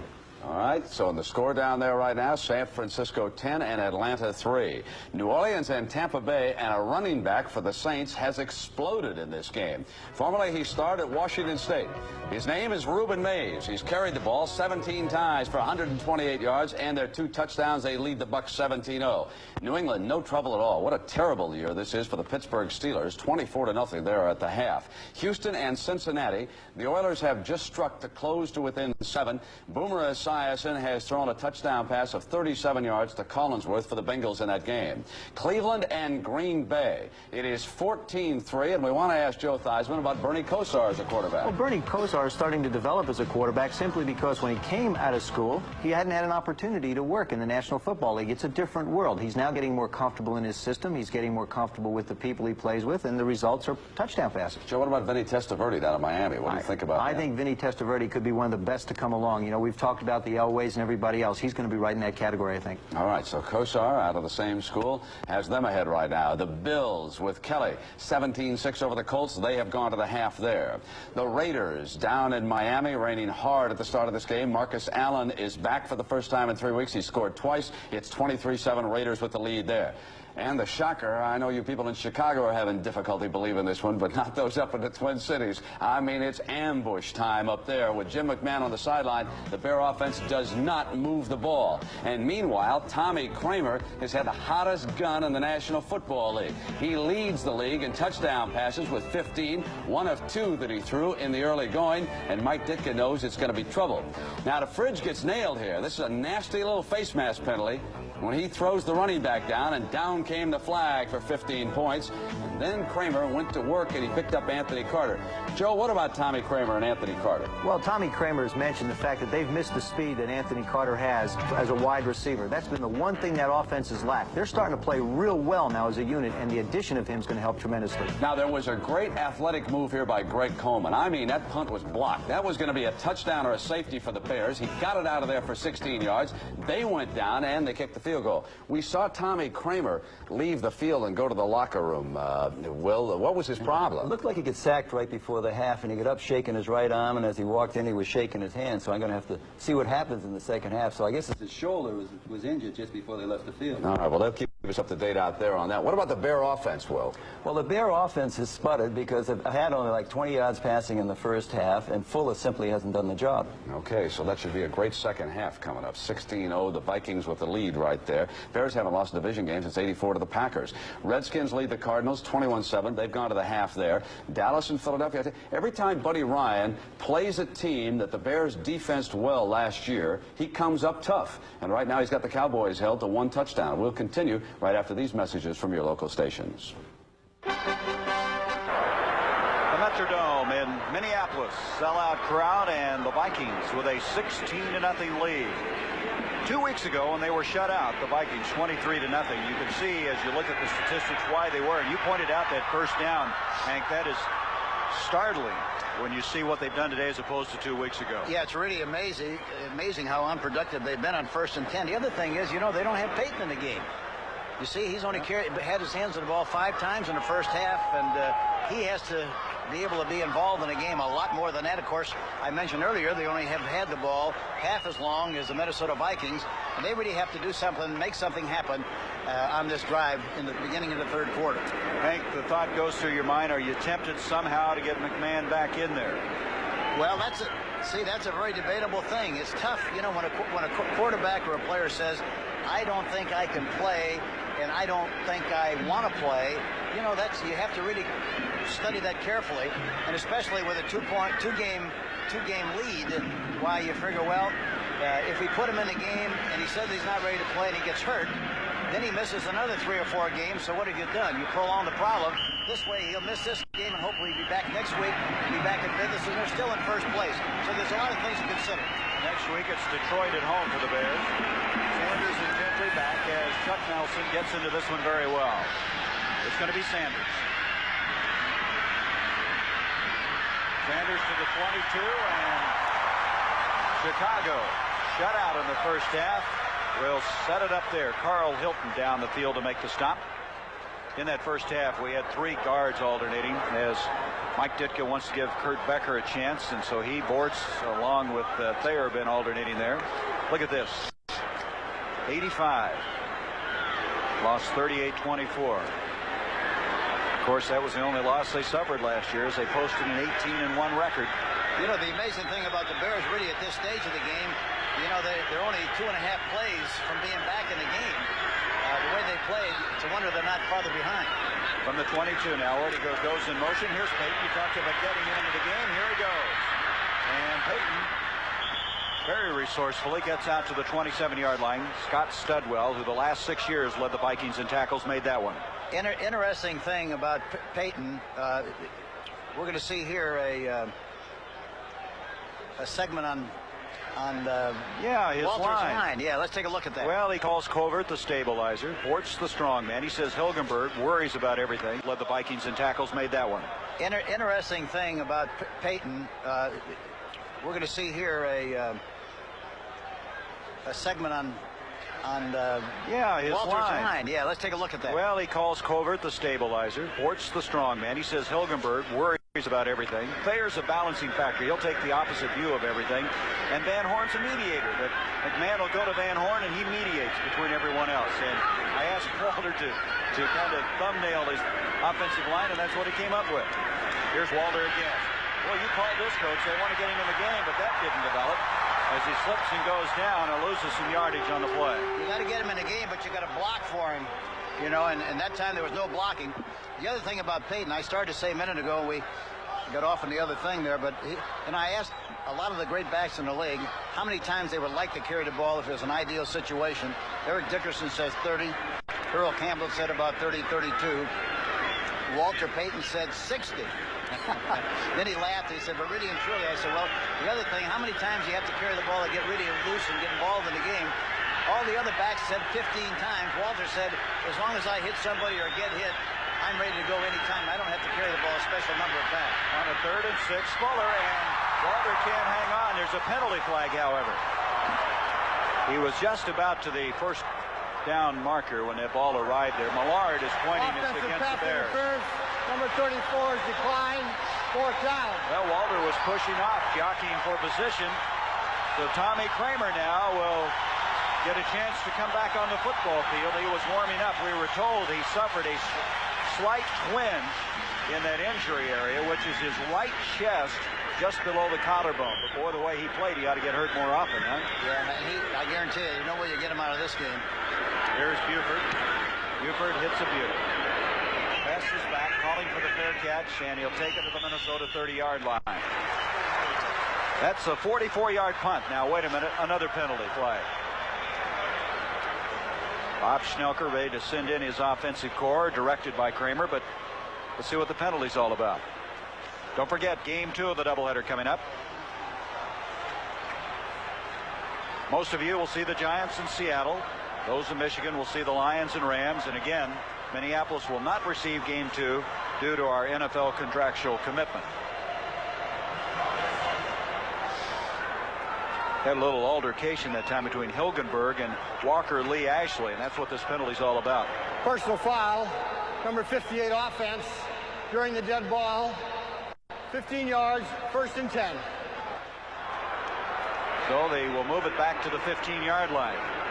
Gary, now this is where the Bears defense have to come up and make something happen. They have to get possession of the ball or reduce the size of the field for their offense to get back in this game. I think right now the key factors in the game is going to be how well they make something happen defensively, and also they have to do some of their specialty teams to make some kind of a big play. From the 15-yard line, Kramer, Darren Nelson, and Darren Nelson spun around and dropped. Now for an NFL Today report, let's go to New York. Here's Brent Musburger. Gary, the Philadelphia Eagles come out in the second half against the Dallas Cowboys, and they start Randall Cunningham. They had only 3 yards passing in the first half, and he goes in from 14 yards out, and the Eagles and the Cowboys are tied at 7. Let's go back to Gary and Hank Stram. Thank you, Brent. My partner here, Hank Stram, will be joining you in the NFL Today studio next week, as we now have 2nd down and 6 for Minnesota after Singletary made that stop on Darren Nelson. trying to keep it running, and here's Anderson bursting out of there, but there's another flag. Alfred Anderson, who started this game with a 37-yard touchdown catch, eventually tackled by Dave Duerson, but penalty is illegal motion against Minnesota. I tell you, they're staying with a plan. I mentioned earlier they're going right at the Bears, again, because the Bears are so quick and fast. The best way to attack them is just go straight ahead, and they've done a terrific illegal job. motion, number 81, 5 yards, still second down. That wipes out a 20-yard game. Hank, it's interesting that they would continue to do that because you look at the Vikings statistically, they've been averaging only 85 yards a game rushing.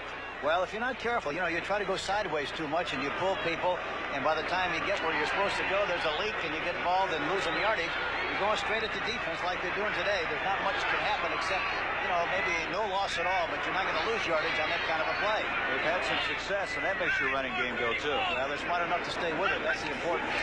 Second down, 11. There it is again. It's amazing how they're running, and it's fumbled, but the Vikings have recovered it. See, that's the kind of a play the Bears had to come up with to get back into this game, but they didn't. Zimmerman able to come up with his second fumble recovery of the game. Watch Dennis Swilley, number 67. Watch him block Singletary.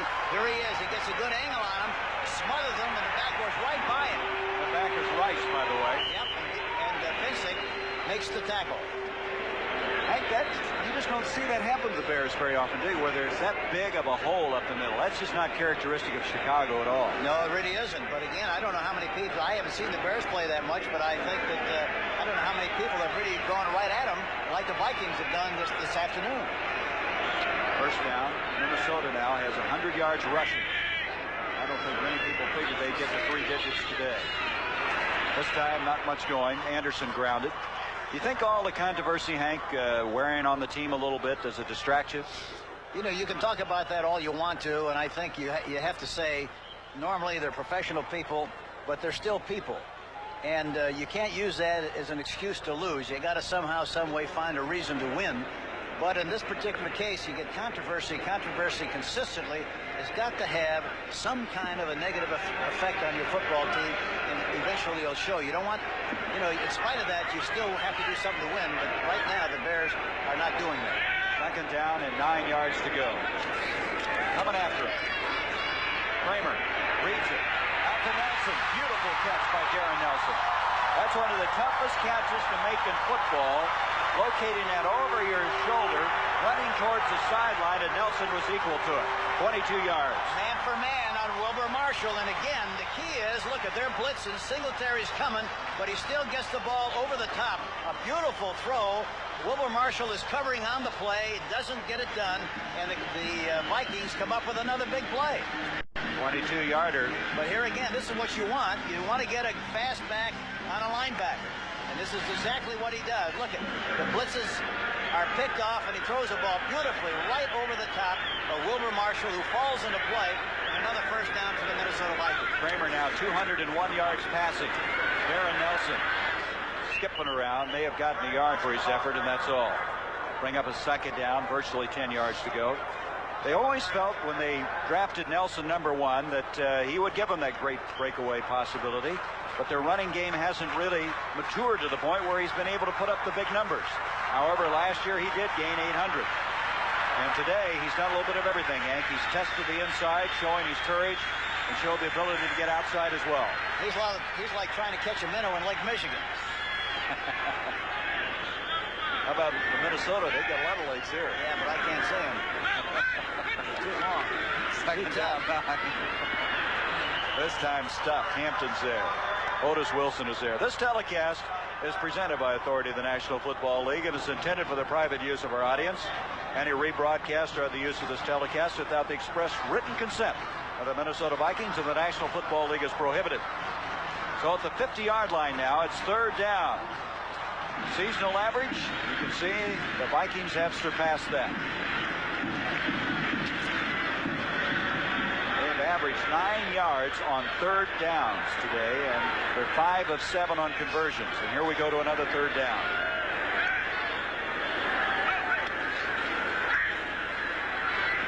Kramer, and he's on target. Gordon again. He is an imposing figure out there.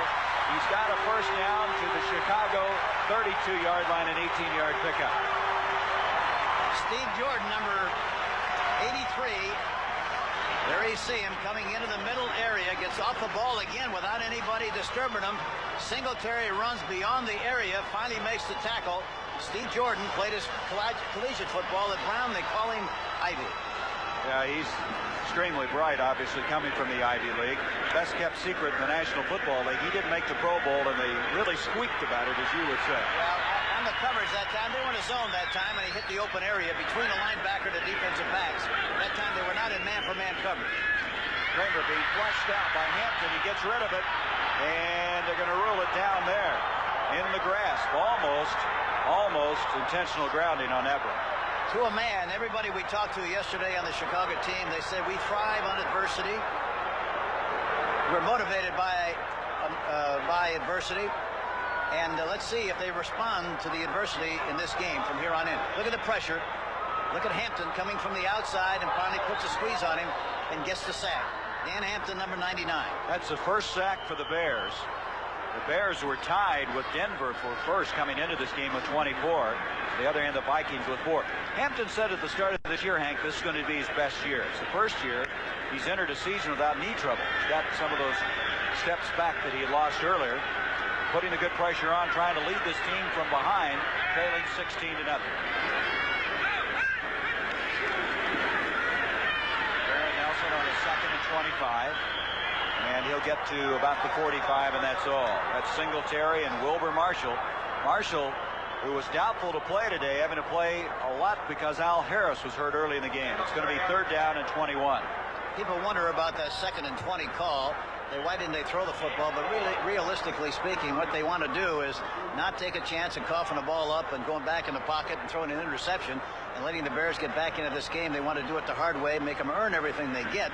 And if they make something on the run, fine, but at least they don't take a chance of losing possession of the football. 3rd down now. 21 yards to go. Lewis put to the near side. Anthony Carter to the top of the screen. They got one-on-one on the right. Oh, now they change the coverage. There's Rice in motion. Kramer on the roll. And wide open is Jordan. He is as open as you can get. And he's very close to another first down. Marshall made the stop. I tell you, the motion created that situation that time. They sent a man in motion, and as a result, they rotated. The middle was wide. Look at the linebackers rotate. He rolls away from the rotation. The middle is wide open. Plus the fact he got all the time in the world. See? The ball has to be thrown on the hash marks or between the hash marks with that kind of coverage, and they hit it right in the button. Again, no pass rush on the play. Marshall made the stop. Now they're going to measure to see if he got the first down. Hank, it's amazing when teams have had adversity and have struggled. Then you win an overtime game last week. You have success early, and things just fall together, don't they? Yeah, they do. And basically what it amounts to, I think everybody likes to relate to an experience, and especially a successful experience. And so as a result, I think the Vikings last week did a great job of coming back and winning the football game. Gives them a lot of confidence, and I think they should go for the first down here, no question. All right, that's what they're going to do. They are vindicating your decision. Jerry Burns says 4th down. They're 1-1 on 4th down today. And if they don't make it, I'm going to boo. You're going to boo? Take your microphone off, will you, before you do? Look at the right side. If they run, they're going to run a quarterback sneak. Kramer's such a competitor. He will just go eyeball to eyeball with you, and this time he takes it upon himself to try to get the first down. This is tough territory, Hank. Let's look at it again. Well, the offensive line has to get a surge, and they just got enough to make the necessary yardage for the first down. It looks like they did. Stephen Michael goes over the top, number 76. We'll see how they mark it. Well, they're going to measure again. You know, it's awful close.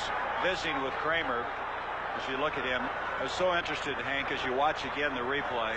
Look at the surge there. Look how low the refrigerator gets. He plugs things up down below, but Michaels comes up on top. And as a result, Rivera, number 59, is also involved in a play, but evidently they made the first down. They did make it. Anyway, we were talking to Kramer on Friday, and he was in real pain after practice. Remember, Terry, his arm was bothering. He was sitting there. He had a little pinch in his jaw, and he was bent over his stool. But you just had that look in his eye like, I'm going to play if I have, one or two arms and can't play. Well, I think that's true. Plus the fact that I think at this stage of the season, a couple of days of rest for the #1 quarterback is a lot better than a day of work, because his arm gets fresh, he gets the old zip back, and as a result, he feels on Sunday that he's good and fresh and ready to play, and that's the way he's playing this afternoon. Extremely well. Here is Darren Nelson. Nelson to the 10. Nelson to the 5. First and goal.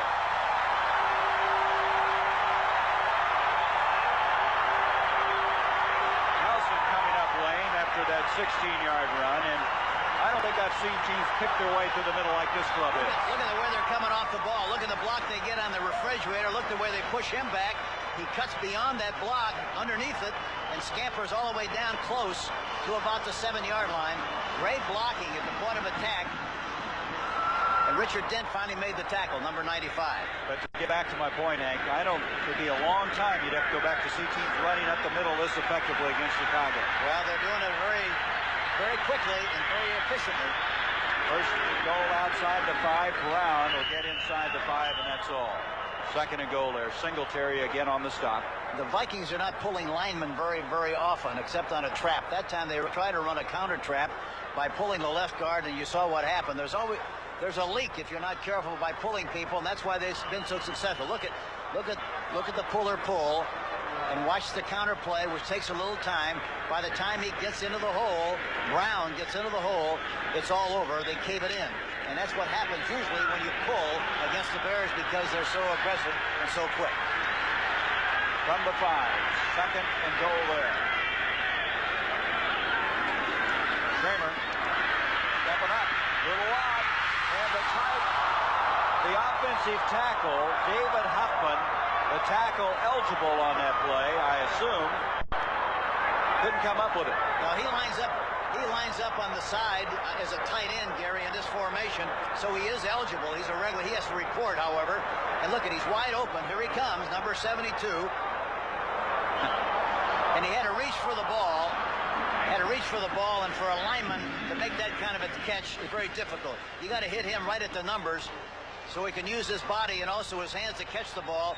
This kind of a catch is tough. Look, he has to reach way out there. He'd have to hang for the goalpost for a couple of hours to make that catch. Well, he was leaning the other way. It made it tough. So now it's third and goal. We understand Darren Nelson suffered a cramp. He'll be back. Look at the bump and run on the outside. They might try to go up on top. Kramer scrambled back against the grain. He's going to make it. Touchdown. Penalty flag.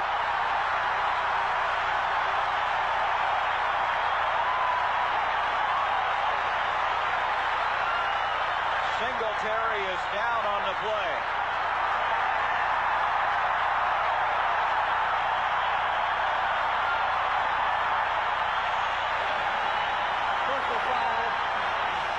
Face mask number 50.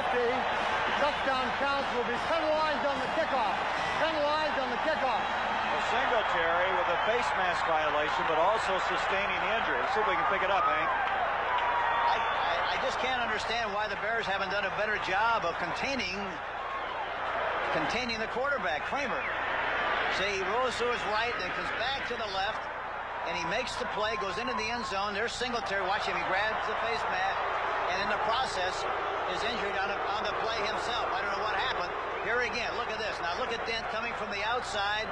He's looking right. Perry is shoved out of the way, creates a big hole up the middle. He takes advantage of it, sees it, darts into the end zone. Singletary gets there a little late, grabs the face mask, and in the process is injured himself on the play. Hard to see how he got hurt on the play, and we're not going to speculate at all. But the crowd here booing because they saw the replay on the screen high above the Metrodome. We'll be back to check on the status of Mike Singletary. While we were away, Mike Singletary got up, walked off on his own power. They're looking at him on the far side. This is probably the most important player on this football team. You can talk about anybody on the Chicago Bear club, and Singletary has to come to your thinking as maybe the key, and we'll try to get an update on his injury. The touchdown now giving Minnesota a 22-0 lead. That was an 85-yard drive, Hank. I tell you, it's amazing the way they're controlling the football and doing the right things at the right time against this Bear defense. Chuck Nelson to add the point after. Well, this has been some day for Tommy Kramer. Throwing for 2 touchdowns, running for another. Nelson adding the point after. We understand that Singletary's injury has been diagnosed as a pulled groin. Oh, Mike trying to walk it out. This has been a long day for Chicago. The Vikings lead it 23-0. Mike Singletary looks like he wants to continue. Hank, you talk about a complete reversal. 2 weeks ago, the Bears won 23-0, and that's what we have now with the Vikings leading 23-0. You know, the mental approach of the game, as everybody knows, you know, is really very unpredictable. You never know what's going to happen. You never know how a team's going to react. And I think sometimes when you win as often as the Bears have won, you take winning for granted. And all of a sudden you think you're going to win just because you put the hats on and pump the balls up. You have to earn the right to win. And so far in this game, the Bears have not earned the right to win. Just showing up doesn't do it, right? It really doesn't, and that's where they're playing. They're just going through the motions this afternoon. Nelson kicking off, and with the penalty yardage being assessed, kicks that one clear out of the back of the end zone. The drives by Minnesota, well, they've done a little bit of everything. We said Kramer's thrown for 2 touchdowns, run for 1 as they're working on that groin of Singletary. There they are, the drives of 64, 66, 70, 85. So they haven't been flukes, Hank. They've been very well engineered. So this time from the 20-yard line, Chicago with Steve Fuller would like to get on the scoreboard. You know, the other thing about the Minnesota Vikings, going through their locker room yesterday, they had a lot of literature on the locker room bulletin board about what the Bears said about them the last time they played. And of course, bulletin boards and that copy is always good, you know, when it works. You don't knock anybody down with a newspaper clipping, but when you win and doing good, then of course you say, well, that helped us tremendously. But there was an awful lot of talk about that yesterday in the locker room. This is the Metrodome in Minnesota in Minneapolis, the home of the Vikings. And right now, this partisan crowd is excited. Their Vikings are leading the unbeaten, the defending Super Bowl champion Bears 23-0. 3:58 left to go in the third quarter. I'm Gary Bender along with Hank Stram. And after that last carry by Peyton lost a couple of yards, we have a man injured for the Vikings. It's Gerald Robinson, their #1 draft pick out of Auburn. So while they look over Robinson, we're going to take a break. We'll be back at the Metrodome in a moment. Do you have anything in aviation? The Army's most technical training Are there any openings in communications? is also the Army's most popular training. I'd really like computers. So it pays to have a reservation. Electronics. If you qualify, you can get a guaranteed reservation for the training you want up to 12 months in advance, even if you're still in high school. We'll see you after graduation. Find your future in the arts. Congratulations. Look at this. Leather seats. Plenty of room for your stuff. Oh, thank you. What an atmosphere. Look at this place. Oh, I was on a plane last week. It was decorated an early dungeon. And the service, forget about it. I mean, you put down a steak. How do you forget the plate? Oh, I'm glad I shaved. Rodney Dangerfield. That's me. My husband loves you. Western Airlines. Now more than ever, it's the only way to fly. Looking out for #1. The Toyota 1-ton. No truck in its class holds more. It can even out-carry any mid-sized truck. Looking out for #1. Who could ask for anything more? Cameron's new personal copiers come in 4 colors and copy in 5. Red's your color. And this replaceable cartridge makes them simple, even for you. Lighten up, Jack. They are light. Here. What a guy. For information, call toll-free 1-800-OK-CANNON. Next Saturday, it's a battle to stay in the Rose Bowl fight when John Kay launches the Stanford Cardinal in play against the Trojans of USC next Saturday on CBS Sports. Second down 12 now for the Chicago Bears. Paul Blair has come in and tackled now for the Bears, the rookie out of Oklahoma State. This is the black and blue division, and it's evidenced by Darren Nelson having some problems with a cramp. Mike Singletary, who injured the groin, there he is. And then just a moment ago, Gerald Robinson going off the field. They don't call it the black and blue for nothing, right? No, they surely don't, especially when they play the game up here in Minnesota with the way these two teams have competed against each other through the years. Fuller stepping up, throwing up the field. This is Tim Reitman, the tight end, and Reitman's across the 45 to the 46-yard line, and the Bears get a first down. Coming up next, the Giants in Seattle, game 2 of the doubleheader. Giants playing so well defensively. Last week shutting out the Eagles. Lawrence Taylor leading the NFL in sacks. It's 4 o'clock Eastern, 3 o'clock Central Time. Again, those of you in Michigan will see the Lions and Rams. Minneapolis will not get game 2. The key here is they got to run just enough to keep the defense honest, but they got to get the ball downfield. And the way they're covering, the middle area should be very vulnerable. That was the biggest gain of the day for the Bears, a 29-yarder. They just got a pass block. Looking for help. Suey trying to throw the block, and Walter gets to the midfield stripe. David Howard, 99, running him out of bounds there. So they move it to the 50, and it'll bring up second down, and still about 7 yards to go. You know, I tell you, the other thing about the Minnesota Vikings defense, they're very quick, and they're very fast. And sometimes when you try to run outside too often, they meet you at the pass, and they've been doing a very good job of containing the outside plays that have been run by Walter Payton. It might be they'll have to take a little bit from their book, the Viking book, and go right at the defense when they run and throw the ball in conjunction with the run. Everybody in there, they had 3 number 1 draft picks in that defensive line. Second down, 7. Payton in motion. Suey, little counter. Suey's going nowhere. See, they keep going sideways, Gary, and they haven't been able to succeed at all. You know, plus the fact that the Minnesota Vikings, Floyd Peters, their defensive coordinator, is a great advocate of moving defenses from side to side, an overshift and an undershift, meaning they go toward the tight end or they shift away from the tight end. And as a result, the Bears are trying to call plays on the line of scrimmage, and that sometimes is creating a problem, I think, too, because they look like they're just a little bit out of sync.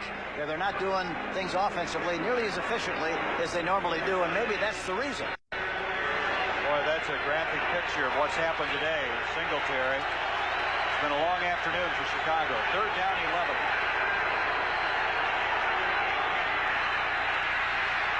Fuller, Payton can't hang on. That was a bullet. Defending on the play was David Howard. Now for an NFL Today report, here's Brent Musburger.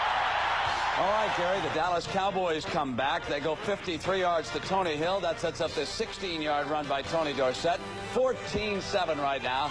Cowboys with the lead. Gary, Bear fans will be asking for George Schultz to come back and cover up your action pretty soon, the way the Bears are playing. Let's go back to Gary.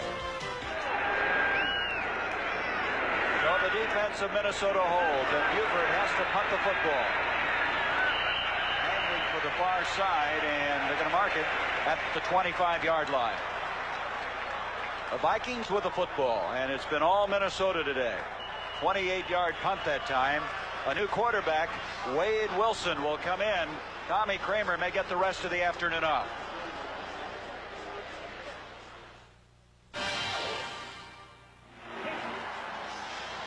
Well, it has been open season on Bears today. They opened it up at 12 noon, and the Vikings with a 23-0 lead. Tommy Kramer leaves the game, 239 yards passing, 2 touchdowns, also rushed for 21 yards and scored a touchdown. Kramer with a brilliant afternoon, and Wade Wilson will come in and take over at quarterback.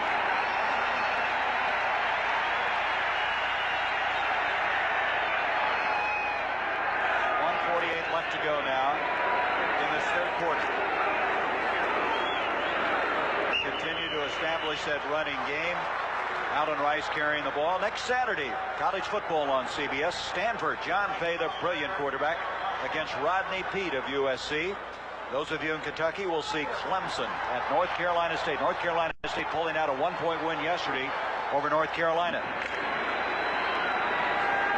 USC losing yesterday to Arizona State, and Arizona State now the inside track to the Rose Bowl. You know, the Bears are changing their defenses, and regardless what they do, it doesn't seem to matter.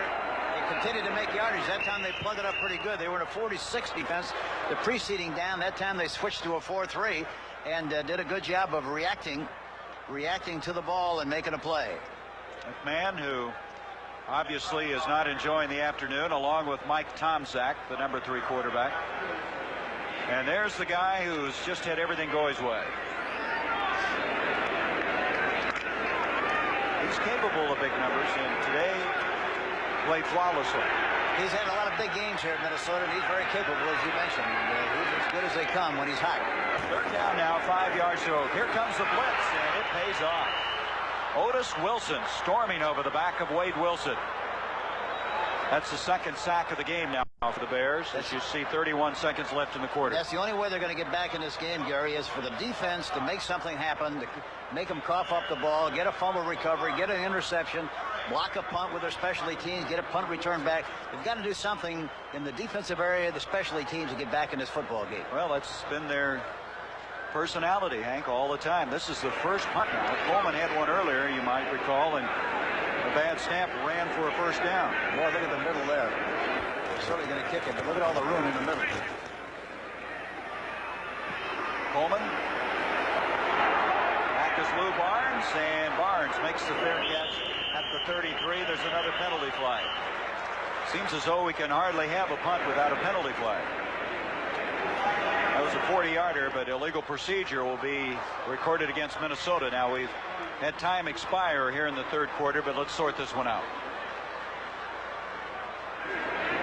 Well, Mike Ditka said we weren't playing well. He's not going to have any trouble getting the attention of his team this week. No, I'm sure of that. And sometimes, you know, with a team that's won and winning like this Bear team has won, sometimes they need this. You know, sometimes it's hard to understand how a win could be beneficial or a loss can be beneficial, but in this particular case, it might be just what they need to get back on the track and go to work. Illegal formation, offensive foul at the end of the quarter. We'll be penalized 5 yards. We'll start from the other end of the field, 4th down. So we have come through 3 quarters of play with the score. Minnesota 23, Chicago nothing. We now pause for a word from your local station. CBS Sports coverage of the National Football League is sponsored by Miller High Life. Miller made the American way since 1855. And by Honda, who invite you to experience the Prelude SI at your local Honda dealer.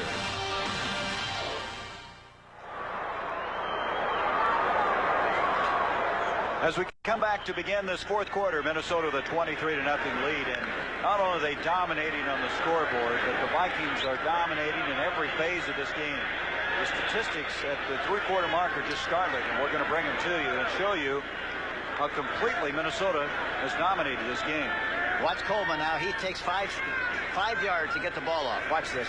Having to punt again after the penalty. Not an exceptionally good punt. Barnes, no fair catch. Barnes skips to the 48-yard line of Minnesota. Carl Hilt made the stop. The play that really has put this game at a comfortable basis for Minnesota was a scramble by Tommy Kramer, Hank, and it shows you got to keep him contained somehow. Well, you know, here he is. He rolls to the right. Hampton gets an inside position on him, so he breaks the containment. They're in hot pursuit. Singletary has to come from the middle linebacker position and make a tackle. It's too late, touchdown, and that kind of put the nail in the coffin. And it also took Singletary out of the game with a groin pull. But you still, you know, there's plenty of time left. If they get some big plays, they still get back in this game. From the 48 of Minnesota after that punt. Fuller stepping up, gets it off to Moorhead, who's had a good afternoon for Chicago. Makes the catch to the 42-yard line, about 3 yards short of the 1st down. Scott Studwell made the stop. After 3 quarters in this game, Hank, the Vikings had 353 yards in total offense. Chicago, 86. They had the ball almost 30 minutes to Chicago's 15. I mean, it's startling. It's one thing to get beat, but to see how they're getting beat. Well, I think that happens when you lack intensity. They don't have any intensity at all this afternoon, and you don't play with a little fear of the opposition and a lot of respect and intensity. These kind of things happen. From the 42 now, 2nd down and 4. Pressure coming. Penalty flag is thrown. And that's got to be a holding penalty. Anytime he drops it in that area, it's a holding penalty. The 5th sack of the day for Minnesota. Remember, they had only 12 coming into this game. Jim Newton, Pete Millard arriving at the point where Steve Fuller is. See, watch the rush. Look at Robinson coming from the outside. Millard coming from the inside. I don't know who that is on the outside. Newton is getting a lot of pressure, but they cave in the pocket. That's what you call caving in the pocket. They push everybody back right into the quarterback's lap, and as a result, there's nothing you can do. 3rd down and 12. That was a very fast cave-in. It really was. That's interesting. They were 21-0 with McMahon starting, with Dowding 10-6. Now they got a double zone. They got to throw the ball inside someplace if they can, if they have time. The middle area between the hash marks and between the... they're going up on top. That's where they go. Touchdown, Chicago. Man, they had double coverage, and he outran the coverage. That's what he did on that, Gary. They had double coverage on him. They expected him to throw something inside, and he ran right by both people to the touchdown. That's the kind of a play that might get him back in this game. Here it is again. Now, this time the key is they had pass protection, and he got rid of the ball quickly. Look at this. He runs right by the two guys, Joey Browner and Teal, runs right by the coverage. He's fast enough to run right through the coverage. Touchdown, Chicago Bears. Just shows you, Hank, that those X's are not in the right places. Those O's go right by you, huh? You're right. You can have the best strategy in the world, but sheer speed will just knock it out of the way. Well, the other thing about it is, as I talked about it earlier, even though the score is 23-6 or 23-0, you're really kind of 3.5 plays away from being back in the game. There's one of them right there. Point after attempt now, Kevin Butler. And Butler on the hold from Fuller puts it through. It's 23-7, and the Bears avert the shutout. The last time they've been shut out was in that title game against San Francisco, but they've now gotten on the scoreboard. Watch closely. You're looking at America's 2 leading premium beers. Because Miller High Life comes in a clear bottle, you probably think it's the lighter of the two. But life is full of surprises. You see, Miller High Life is brewed darker from this special and expensive roasted malt. Pour them for yourself. See the difference roasted malt can make. Then compare the taste, and you just might find out what a beer made the American way is all about. Miller High Life.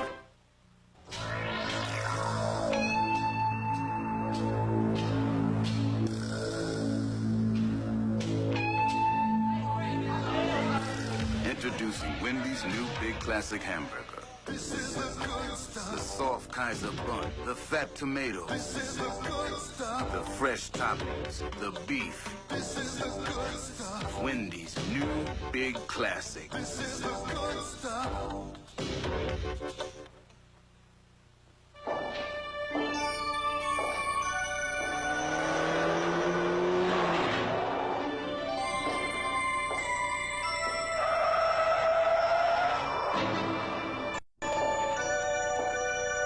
Facts and figures are one thing, but the best way to judge a Honda Prelude SI is by the seat of your pants.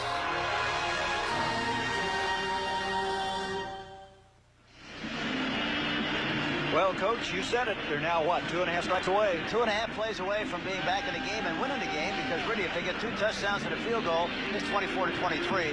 If they dominate the line of scrimmage, hold them defensively, and get some points, they could still win this football game. Hank, what's interesting, that missed point after the first touchdown for the Vikings could yet come into play in this game. Yeah, it could wind up being 24-23, and the missed extra point could make the difference. So Willie Gault, he just took all of those strategy things and just blew right by him. Speed just burns you every time. Great illustration. There's no way in the world you're going to defense speed, and he ran right through the coverage and made the touchdown. So Butler will now kick off. I don't think the Vikings are real sure he's going to kick deep. They've got a lot of people up, Hank. Yeah, it's a little early for an onside.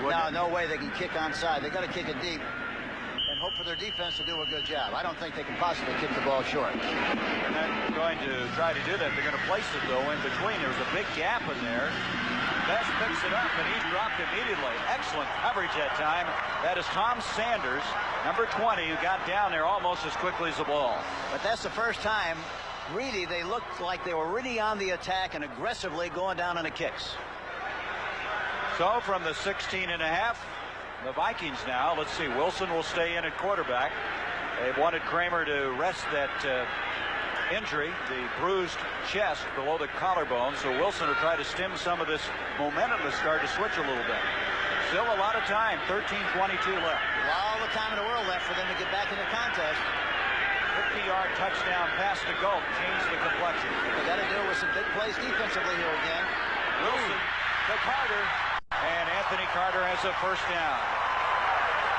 Carter is murder out there, as Hank would say, and wait a minute. Penalty flag again, and it's against Minnesota, so that'll negate that catch. An eligible man downfield, I believe, Hank. It looks like that's what happened on the play. But I tell you, this young quarterback's got a great arm. You talk about throwing it like a frozen rope. He does it. Talking about Wade Wilson. East Texas State.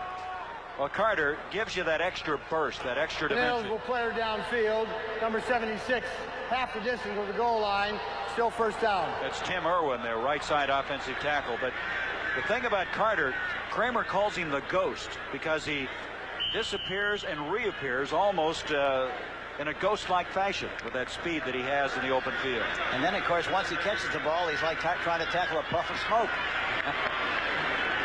That negates a 20-yard completion and now makes it 1st and 19. And the Bears, getting the help of a penalty now, have a chance to get this ball back pretty quick as Brown gets about a yard, and that's all. Next week, it all begins with the NFL today, and these Bears then will go against the Detroit Lions. Lions winning last week against Green Bay, or St. Louis and Dallas, and the Cardinals picking up their first win for Gene Stallings last week. Be sure now to check the local listings for the game and the time in your area. Second down, 17 for Wade Wilson. Taking Kramer out there too quickly. Here comes a blitz in. Offside is Wilber Marshall. Oh, was he coming untouched on that one? Well, they have some yardage to play with. There's Vince Tobin, the defensive coordinator, who was sending him on that play, but Vince is saying that's not the way we want to do it. Well, you talk about anticipation. You want anticipation. 58, 5 yards, still second down. But that's what happens, you know, if the quarterback changes the rhythm of the count. A lot of times quarterbacks have the bad habit of going on the same count, and as a result, the defense catches on. However, we used to always keep track of what the cadence was and the starting count was on the huddle, so we could always tell Dawson, hey, just change the count from 2 to 3 or 3 to 4 or 3 to 1, whatever it might be, to keep the defense off balance. Kind of getting a rut, huh? That's right. You will if you're not careful. There's a handoff to Brown again. Very conservative now, the Vikings. So it's going to come to a third down, and still virtually 10 yards to go. Make it 11. With this young quarterback, they're not going to take a chance of coughing the ball up and providing the Bears with an opportunity to make an interception or get them caught back there. And as a result, the approach, I think, is going to be very conservative. Kind of get an uneasy feeling, this crowd right now. They're kind of murmuring a little bit. It's changing. It's changing. The atmosphere is definitely changing. And if the Bears can stop them here and get good field position, they'll be right back in this game. Here we go. Third down, 11. David Husband now has replaced Irwin at that offensive tackle for the Vikings, number 72. They're playing bump and run on the outside, which is dangerous. They didn't get the playoff, did they? No, they changed the defense, and I think they confused the young quarterback. But again, on the outside, 5 yards, still third down. That's what happened. The Bears confused them with their defensive alignment, but you got Carter out here one-on-one on Richardson, and if you ever a good chance to throw the ball in this situation, a high percentage kind of a pass, this would be the time to try to take advantage of the one-on-one with A.C. Carter on Richardson. Well, delay a game 5 yards, moves it back to the 11-yard line. Now he's got a third down, 16 yards to go. Not a good situation for Wilson. There's Singletary still on the sideline. Rod Rivera has replaced him at middle linebacker since he went out. Now they're going to say the same thing. They're going to run it, get a little bit more room to kick the ball. And Nelson has dropped. The crowd did not like that conservative call. Nelson stopped at the 16, and Coleman, remember now, he's had some real pressure on him. We'll go back to punt this football. Look at the teams come on and off the field. Before, they were walking on the field. Now they just ran on the field, talking about this specialty team on this particular play, which is indicative, I think, of the attitude of the team changing at this particular stage of the game. Coleman's had one punt. One time he had to run for his life and picked up a first down. The other one at 34 yards. Back. snap is very good, and Coleman hits it well. Barnes back at the 31. Got a lot of running room. And they get back in a beautiful open field tackle by Carl Hilton. Hilton has made 3 open field special team tackles today for Minnesota. A 52-yard punt. Excellent coverage. The Bears have the football.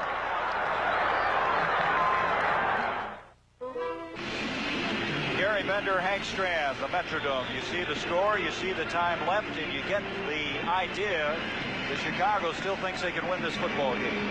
And they can if they come up with some big plays here and they pass play. If they can pass block, they can throw the ball. I guarantee you that. And they got to challenge those corners more by throwing the ball deep just like they did the last time to Willie Gault. You see how effective they have been in the fourth quarter this year. Look at now, they got Browner on the other side one-on-one. They ought to be able to do business over there if they maintain that coverage. Well, they're looking that way. They dump it off to Pate. Open field, gets by Martin, and to the 40, maybe the 41. Studwell made a fine tackle, but he got Chris Martin kind of turned inside out on that one. Yes, he did, but that's a space play, and that's the kind of a play that's good for Payton. Talking about space where he's got a lot of room with a linebacker one-on-one, and he's usually going to win that battle. And I think, they were in a strong side zone that time, meaning they were rotated to the tight end. That side of the field was wide open, either to the tight end or to Walter Payton. Second down 6. Walter had only 10 catches coming into this game. There's a get now to Thomas, who's in at fullback, and he's gobbled up, and it's going to bring up 3rd down. Still 3 yards to go. You talked to Walter that he has not been thrown to that much this year. He had 20 catches, I think, a year ago at this time, and had 10 coming into this one. 3rd down 4. 37 yards rushing, and you got to remember the Bears run the ball with the best. Number 1, 2, 3 all the time in the league standing. But that's typical of what happens when you take away the personality of a team. This is what they like to do. They thrive on it, and today they haven't been able to do it, so they're not going to look as good. But they got to win it when you're a great team. Somehow, some way, you got to win the game. However, whatever it takes, you got to win it.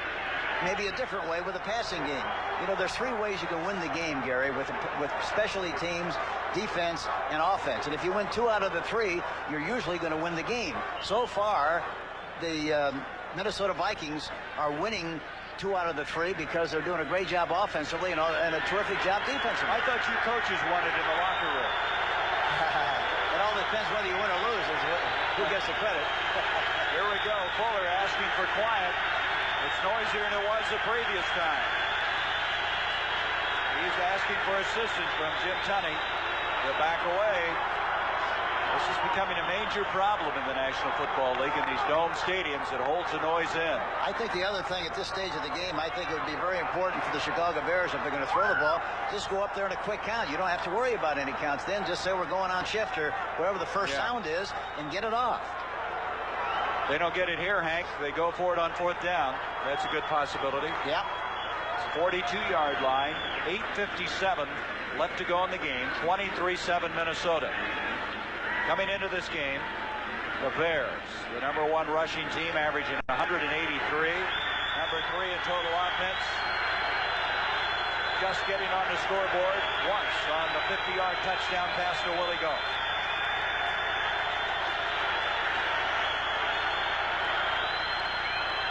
If you went up on a quick count, the defense is standing up. You catch them standing up and be able to get a free play. Fuller just cannot hear. You have a rule in college football. If you can't get the crowd quieted down, they start charging penalty yardage. And this particular time, he's going to have to wait it out. What makes it so tough here, Coach, is that Fuller is so distracted by trying to get this crowd to where he can work with it. I don't know how you keep your concentration to execute and get everything else going. Well, you're right. That is a problem. But again, as I say, I think to counteract the problem is I think you basically got to just say we're going to go on a first sound and get it off and get going, see? Plus the fact that I think it would have an effect on the defense because they're sitting around waiting for the rhythm of the count and anticipating that. And as a result, if you win on a quick count, you can maybe surprise them and get the ball off with any problem. So they're going to rehuddle again. Ortego went over to the far sideline to confer with the Bears. The dome holding in the noise. The crowd has gotten very quiet here in this fourth quarter after the Bears got on the scoreboard, but now obviously affecting this game.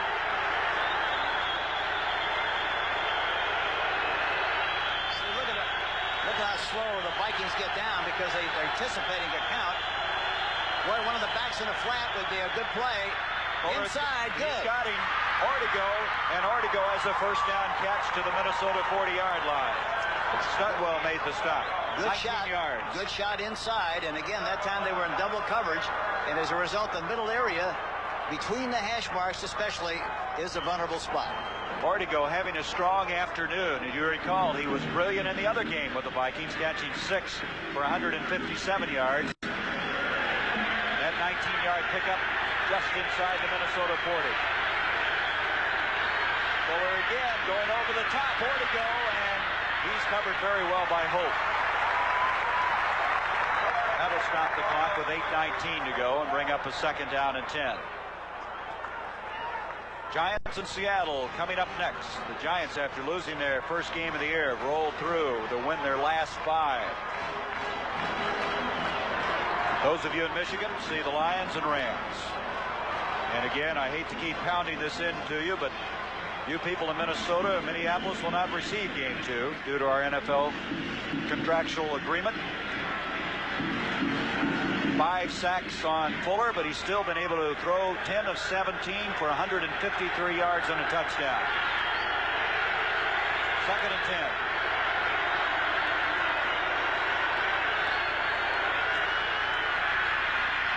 Stepping up, and he's down. Big sack by Doug Martin. 6th sack of the game. And Van Horn is shaken up for Chicago. Martin that time 79, and Robinson, both of whom got great penetration. Look at Martin coming on the outside. Paul Blair could not contain him. He's the rookie out of Oklahoma State. And Van Horn is shaken up. We'll try to figure out what happened to Keith as they're looking him over at the 50-yard line. Already out of the game is Covert. Blair's been playing in his stead. And these 2 outstanding offensive tackles now are starting to get nicked up. Giving that extra effort makes winners. Be all you can be. Sponsored by the U.S. Army. Number 33, San Francisco fullback Roger Craig is a hard worker who is equally dangerous as a receiver or a runner. Last season, Craig's never-say-die effort netted him a milestone. He became the first player in NFL history to surpass 1,000 yards rushing and 1,000 yards receiving. By exerting all-out effort to set a record that may never be broken, Roger Craig is the best he can be.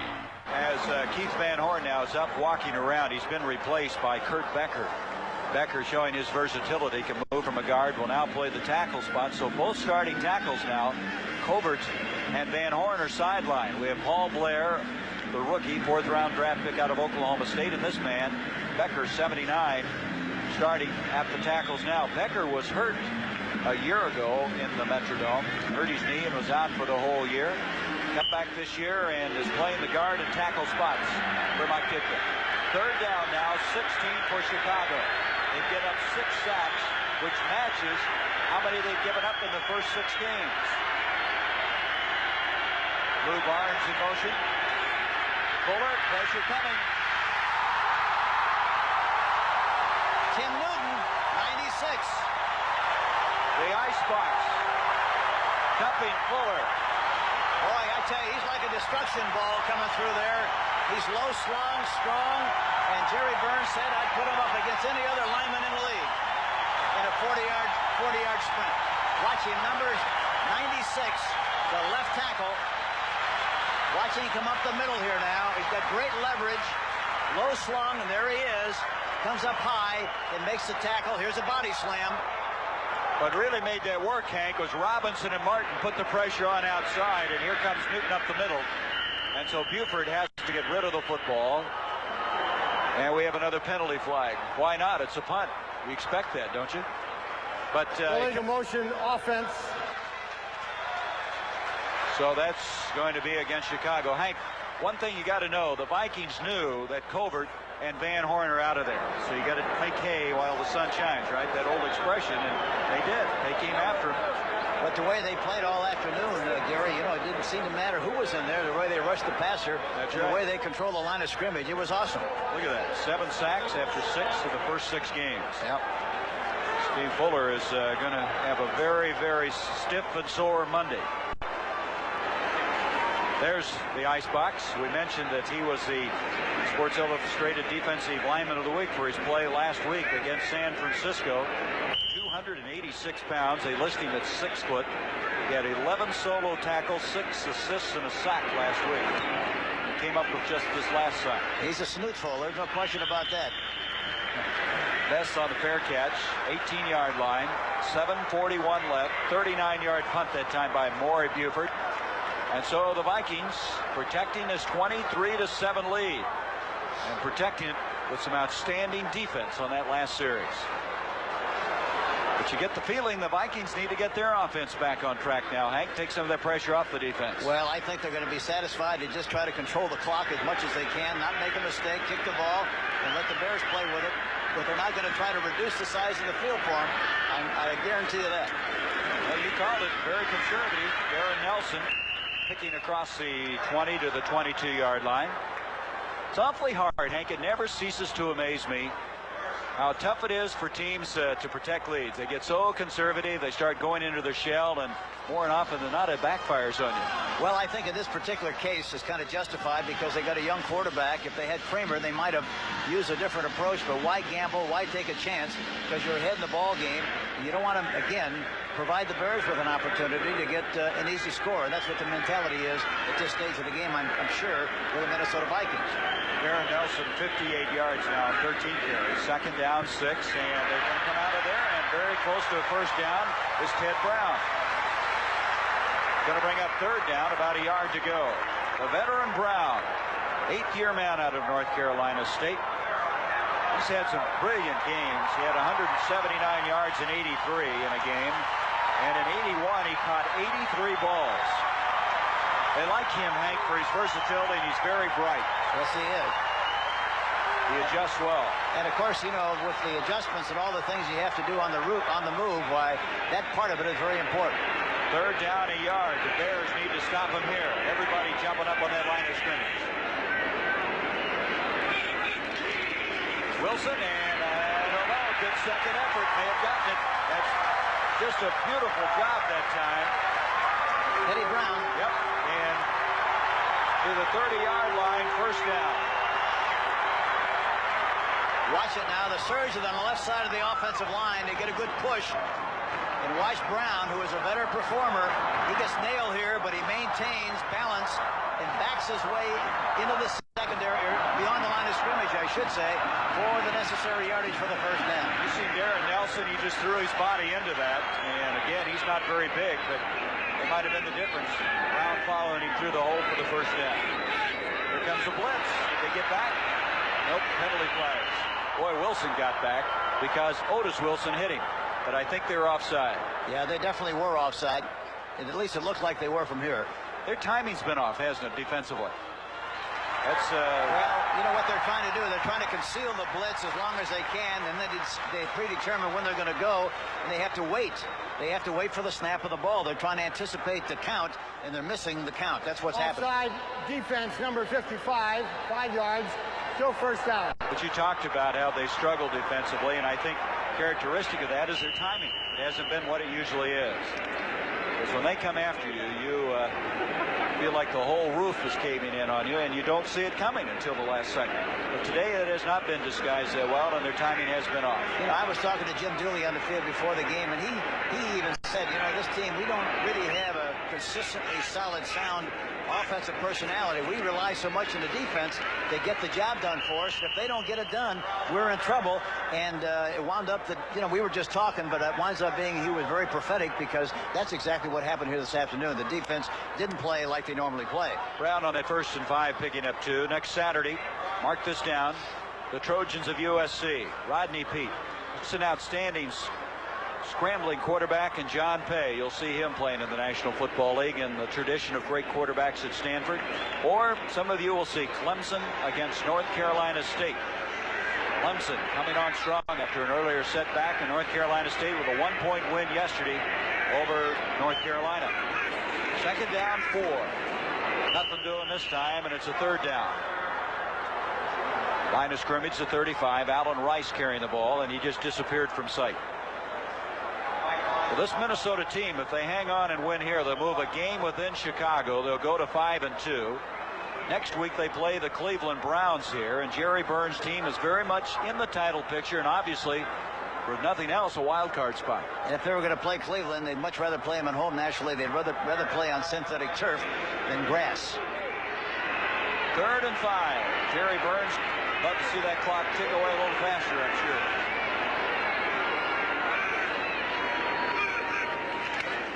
Wilson giving off to Brown, and it'll bring up a 4th down. Brown to the 37-yard line. Timeout now called by Chicago. Vince Tobin now expecting to have the ball turned over to the offensive side. Vince's brother Bill, also in the Chicago Bear organization. Vince did such an outstanding job in the USFL with the Philadelphia Baltimore Stars. They won 2 title games, got into the championship game a 3rd year, and they allowed the fewest points of any teams in the USFL, and he was the architect of that defense.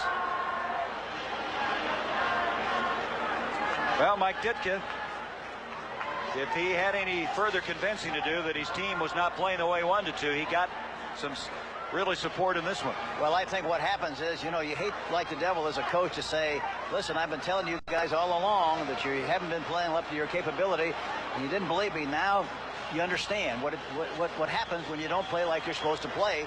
And, of course, that should be a great selling point to the rest of this team from here on in. Well, Gary Fensick made a good point yesterday. He says it's not as much fun this year. Last year everything was new. It was a new horizon.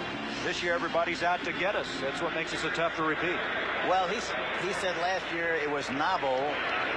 The pursuit of the Super Bowl was novel, and this year the challenge is totally different than that everybody expects you to win, so the challenge is a lot tougher.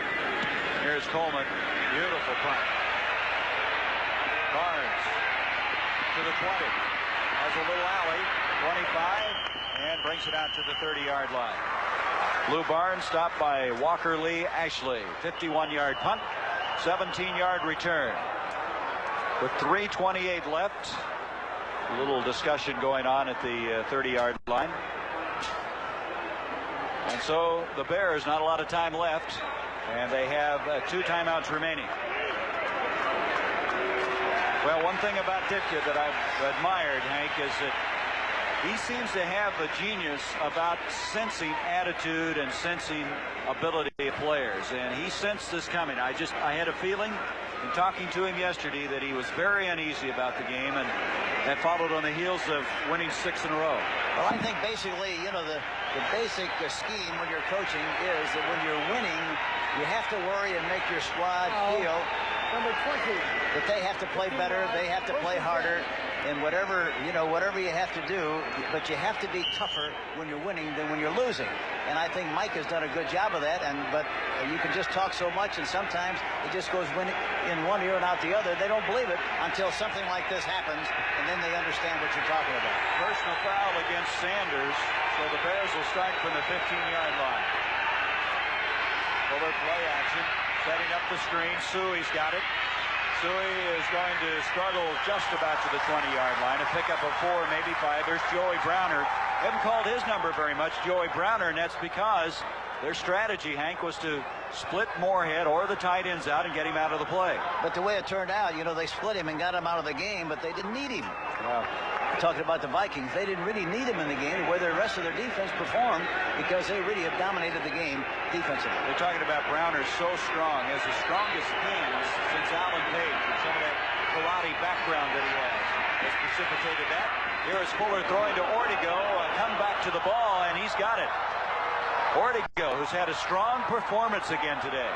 And you talk about genius. Mike Ditka kept this guy. Some people thought they should have kept their third-round draft pick, David Williams, but he saw something in Ortego, and he's certainly been vindicated. That's a 15-yard pickup. Well, that takes a lot of courage in itself sometimes, because if you draft somebody 3, you want to make sure to a lot of people that you did the right thing by drafting him 3, and you keep him sometimes, even though he's not as good as somebody else who you got as a free agent. Mike had the courage and conviction to do what he thought he had to do to make his team better, and that's why Ortego is on the squad. Again, showing some of the things that Ditka has done and done so brilliantly. That 15-yard pickup now has moved the ball to the 34. They're waiting on a replay on this one, Hank.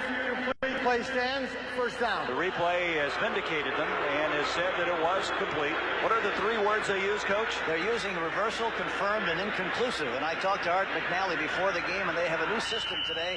They have the umpire with a microphone, and they can communicate from the bleachers, from the press box to the field, which they haven't been able to do in the past. And if it is a reversal, they say it 3 times. Reversal, reversal, reversal, and then they make the play. Moorhead can't hang on. Incomplete at the 2:14 mark. Well, the score is 23-7, and these statistics will show you why the Vikings are winning. 37 yards for the #1 rushing team in the NFL. The Vikings 25th in the league in rushing coming in. The time of possession, absolutely beyond belief. You just wouldn't expect it at all. It's funny how these things happen to a team that wins. We one year went up to Buffalo with a very good football team with a good record and got murdered. Really got murdered. We couldn't have won a new squad game that night. But we bounced back the next week and played very well from there on in. It's hard to explain why they happen, but it does. Suey on the receiving end of that. A couple of yards short of the first down. It's going to bring up 3rd down, a yard to go. And the 2-minute warning is here.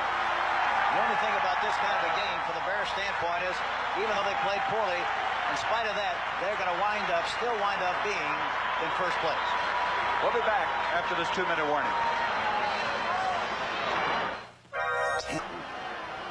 2 minutes to go. Minnesota, they 23-7 lead. Coach, we've talked a lot about emotion. We've talked about distractions. This week there was a lot of controversy about Jim McMahon. He came out publicly and did not like the Doug Flutie acquisition. How much of a factor can you put into a game like this? Well, I think if it was a close game, Gary, very honestly, it'd be brutally frank. I think if it was a close game and the team played better, then I think maybe that could have been a factor. But the way they played today, maybe they played today like they did because McMahon didn't play in the game, but I think the way they played today, it wouldn't have made much difference because they were never in this game. Anyway, with now less than 2 to go, the Bears in a hurry-up situation picked up the first down as we come back. That was Suey carrying. They have a first down at their own 47-yard line. Fuller with pressure from Doug Martin. Kicks loose and overthrows Sewell. Doug Martin has really, in this 4th quarter, been tough. They have not been able to block him. Of course, he's the younger brother of George, the defensive end for the New York Giants. And Doug, who was the NFC Defensive Player of the Month for September, has been giving Paul Blair fits. Blair, the rookie out of Oklahoma State, just having a tough time trying to stay with him. Good bloodlines there, huh? Doug and George are a pair of 22 brothers. Sets of brothers playing in the National Football League. There's 3 sets of brothers represented in this game. Active throw is Mike Tomczak, the quarterback. Mike gets a block, dives, doesn't quite get the first down.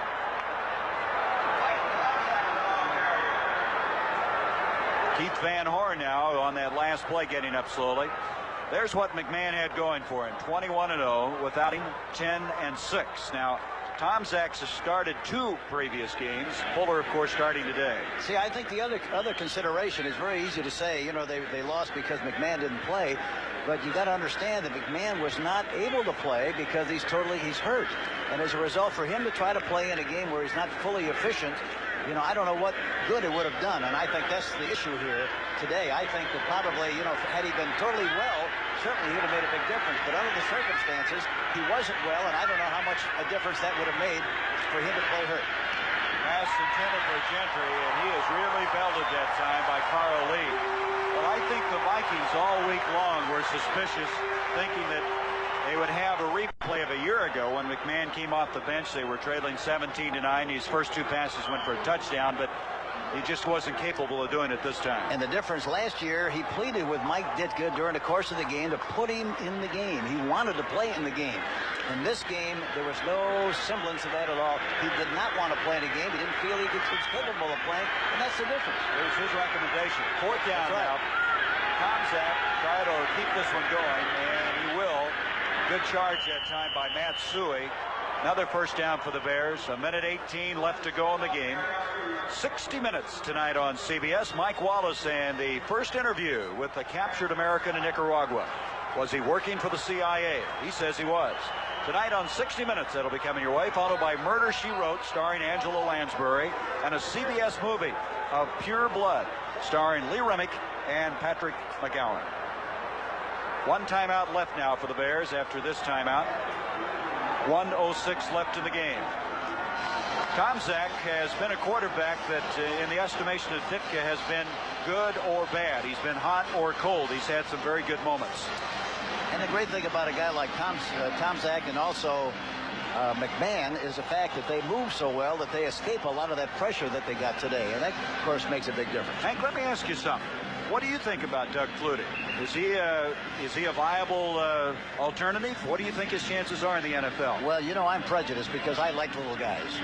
We had a lot of little ones on our football team, but I think I've seen enough of Flutie where, you know, he's got the intangible qualities that you seek, and you can't explain, you can't coach. The guy's a winner. I've seen him do so many unusual things in the United States Football League and also in college football. I think it's a great move, and I think he'll make a contribution to the Bears down the line somewhere. Talking about Doug Flutie, there now is an update on what's happening. By the way, Green Bay winning their first game today, beating Cleveland 17-14. But Chicago now has a 1-game lead. Of course, Chicago now will play Detroit. Detroit would like to close in a little closer, and these Minnesota Vikings get a shot at Cleveland here. Both teams at home next week. Last week, or I should say last year, Chicago clinched the division the 11th week of the season. From the 42, first down, Suhey comes in motion. Tomczak on the sprint out. As Bortz ahead of him, throws, and it's off the hands of Galt, and we have another penalty flag. Thrown a little to his hip, his backside. Did you see the block that Walter Payton made? There's a great illustration of why he's such a great player, a team player. Here the score is what it is, 23-7, and he goes out on a rollout and throws a beautiful block to help Tomczak get outside. That's a clip, though, against Chicago. Yeah, 1-11, and you're down 23-7. He's still blocking people. That says something, isn't it? Yes, it does. His durability, Hank, is just absolutely beyond belief. To think that a guy like Payton, in his 12th year, has gained over 20,000 yards in total yards, over 15,000 yards rushing, and he's always ready to answer the bell. Well, I asked about that yesterday, and he said... Personal foul, clipping, number 68. He said... Still first down. He said conditioning. He said once I get through with all the activities and all the things I'm committed to after the season, I start in May, and I work out anywhere from 4 to 6 hours a day to get ready for the upcoming season, and that's why he has been such a durable performer. Today, only 28 yards on 9 carries. The first game against the Vikings, he had 108 yards, one of his 3 100-yard days of the season. Suhey in motion after the penalty now, 1st and 25. It was against Paul Blair.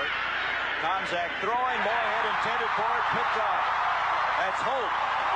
And Ike Holt with his 4th interception of the year.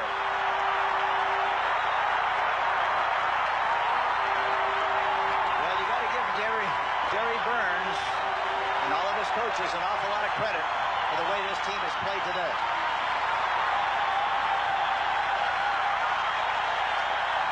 I'll tell you, Hank, Minnesota's going to be very, very tough the rest of this year. This is a real springboard for them. Well, the reason, again, as we talked about at the beginning of the show, anytime you have big play guys, lightning guys like the people they have, they can lick you with one play, and they're dangerous, and they can win anytime, you know, against anybody, providing they're playing the kind of football they're capable of playing, especially defensively like they did today. Jerry Burns said this is not a rebuilding year. He says, I'm not going to let the players use that as a crutch. He was thinking they could turn around their 7-9 record, and maybe go to 9-7 or 10-6, and that with the win today certainly gives them a shot at that. So Burns, who waited so long, Burnsy as they call him, very satisfying win for him as Darren Nelson out trying to kill some time, and he's going to be shoved backwards. Look out, that's going to be a penalty. Wilbur Marshall.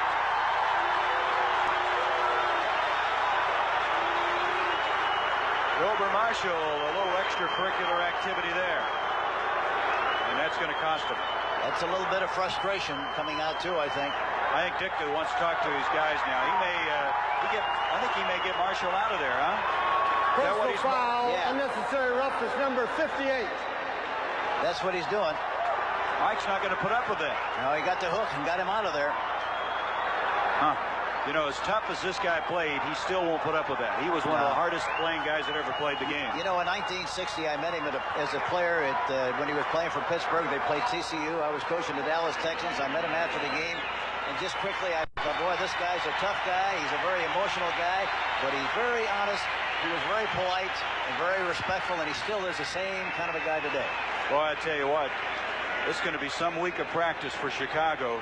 Looking at the face of Mike Ditka, going to be no monkey business this week. I think maybe he's got their attention now. He'll have it. That's 95 yards of penalties against the Bears. 10 different penalties. Here's Wilson just dropping to the turf. Chicago has one timeout left with 45 seconds. Don't forget, game 2 of the doubleheader. Most of you will see the Giants in Seattle. Those in Michigan, the Lions and Rams. Lions, of course, now thinking they can make up some ground if they could win today. Minneapolis will not receive game 2. But this is going to be a happy Twin Cities crowd here today, this capacity crowd. Beautiful Indian summer type day here in Minnesota, and they come and watch their home team play a very good football. Well, they deserve to be happy because their team played beautifully this afternoon and deserved to win as convincingly as they did because the Bears were not what they usually are this afternoon. And so the Vikings move to 5-2, very much in the Central Division race, as Jerry Burns, in his rookie year, has ended a 6-game losing streak at the hands of the Chicago Bears. Once again, the final score, Minnesota 23, Chicago 7. Coming up next, game 2 of our NFL doubleheader, the Giants in Seattle or Detroit and the Los Angeles Rams for those of you in Michigan. Those of you in Minneapolis will not receive game 2. Now for Coach Hank Stram, I'm Gary Bender saying so long from the Twin Cities. CBS Sports coverage of the National Football League will continue after these words from your local station.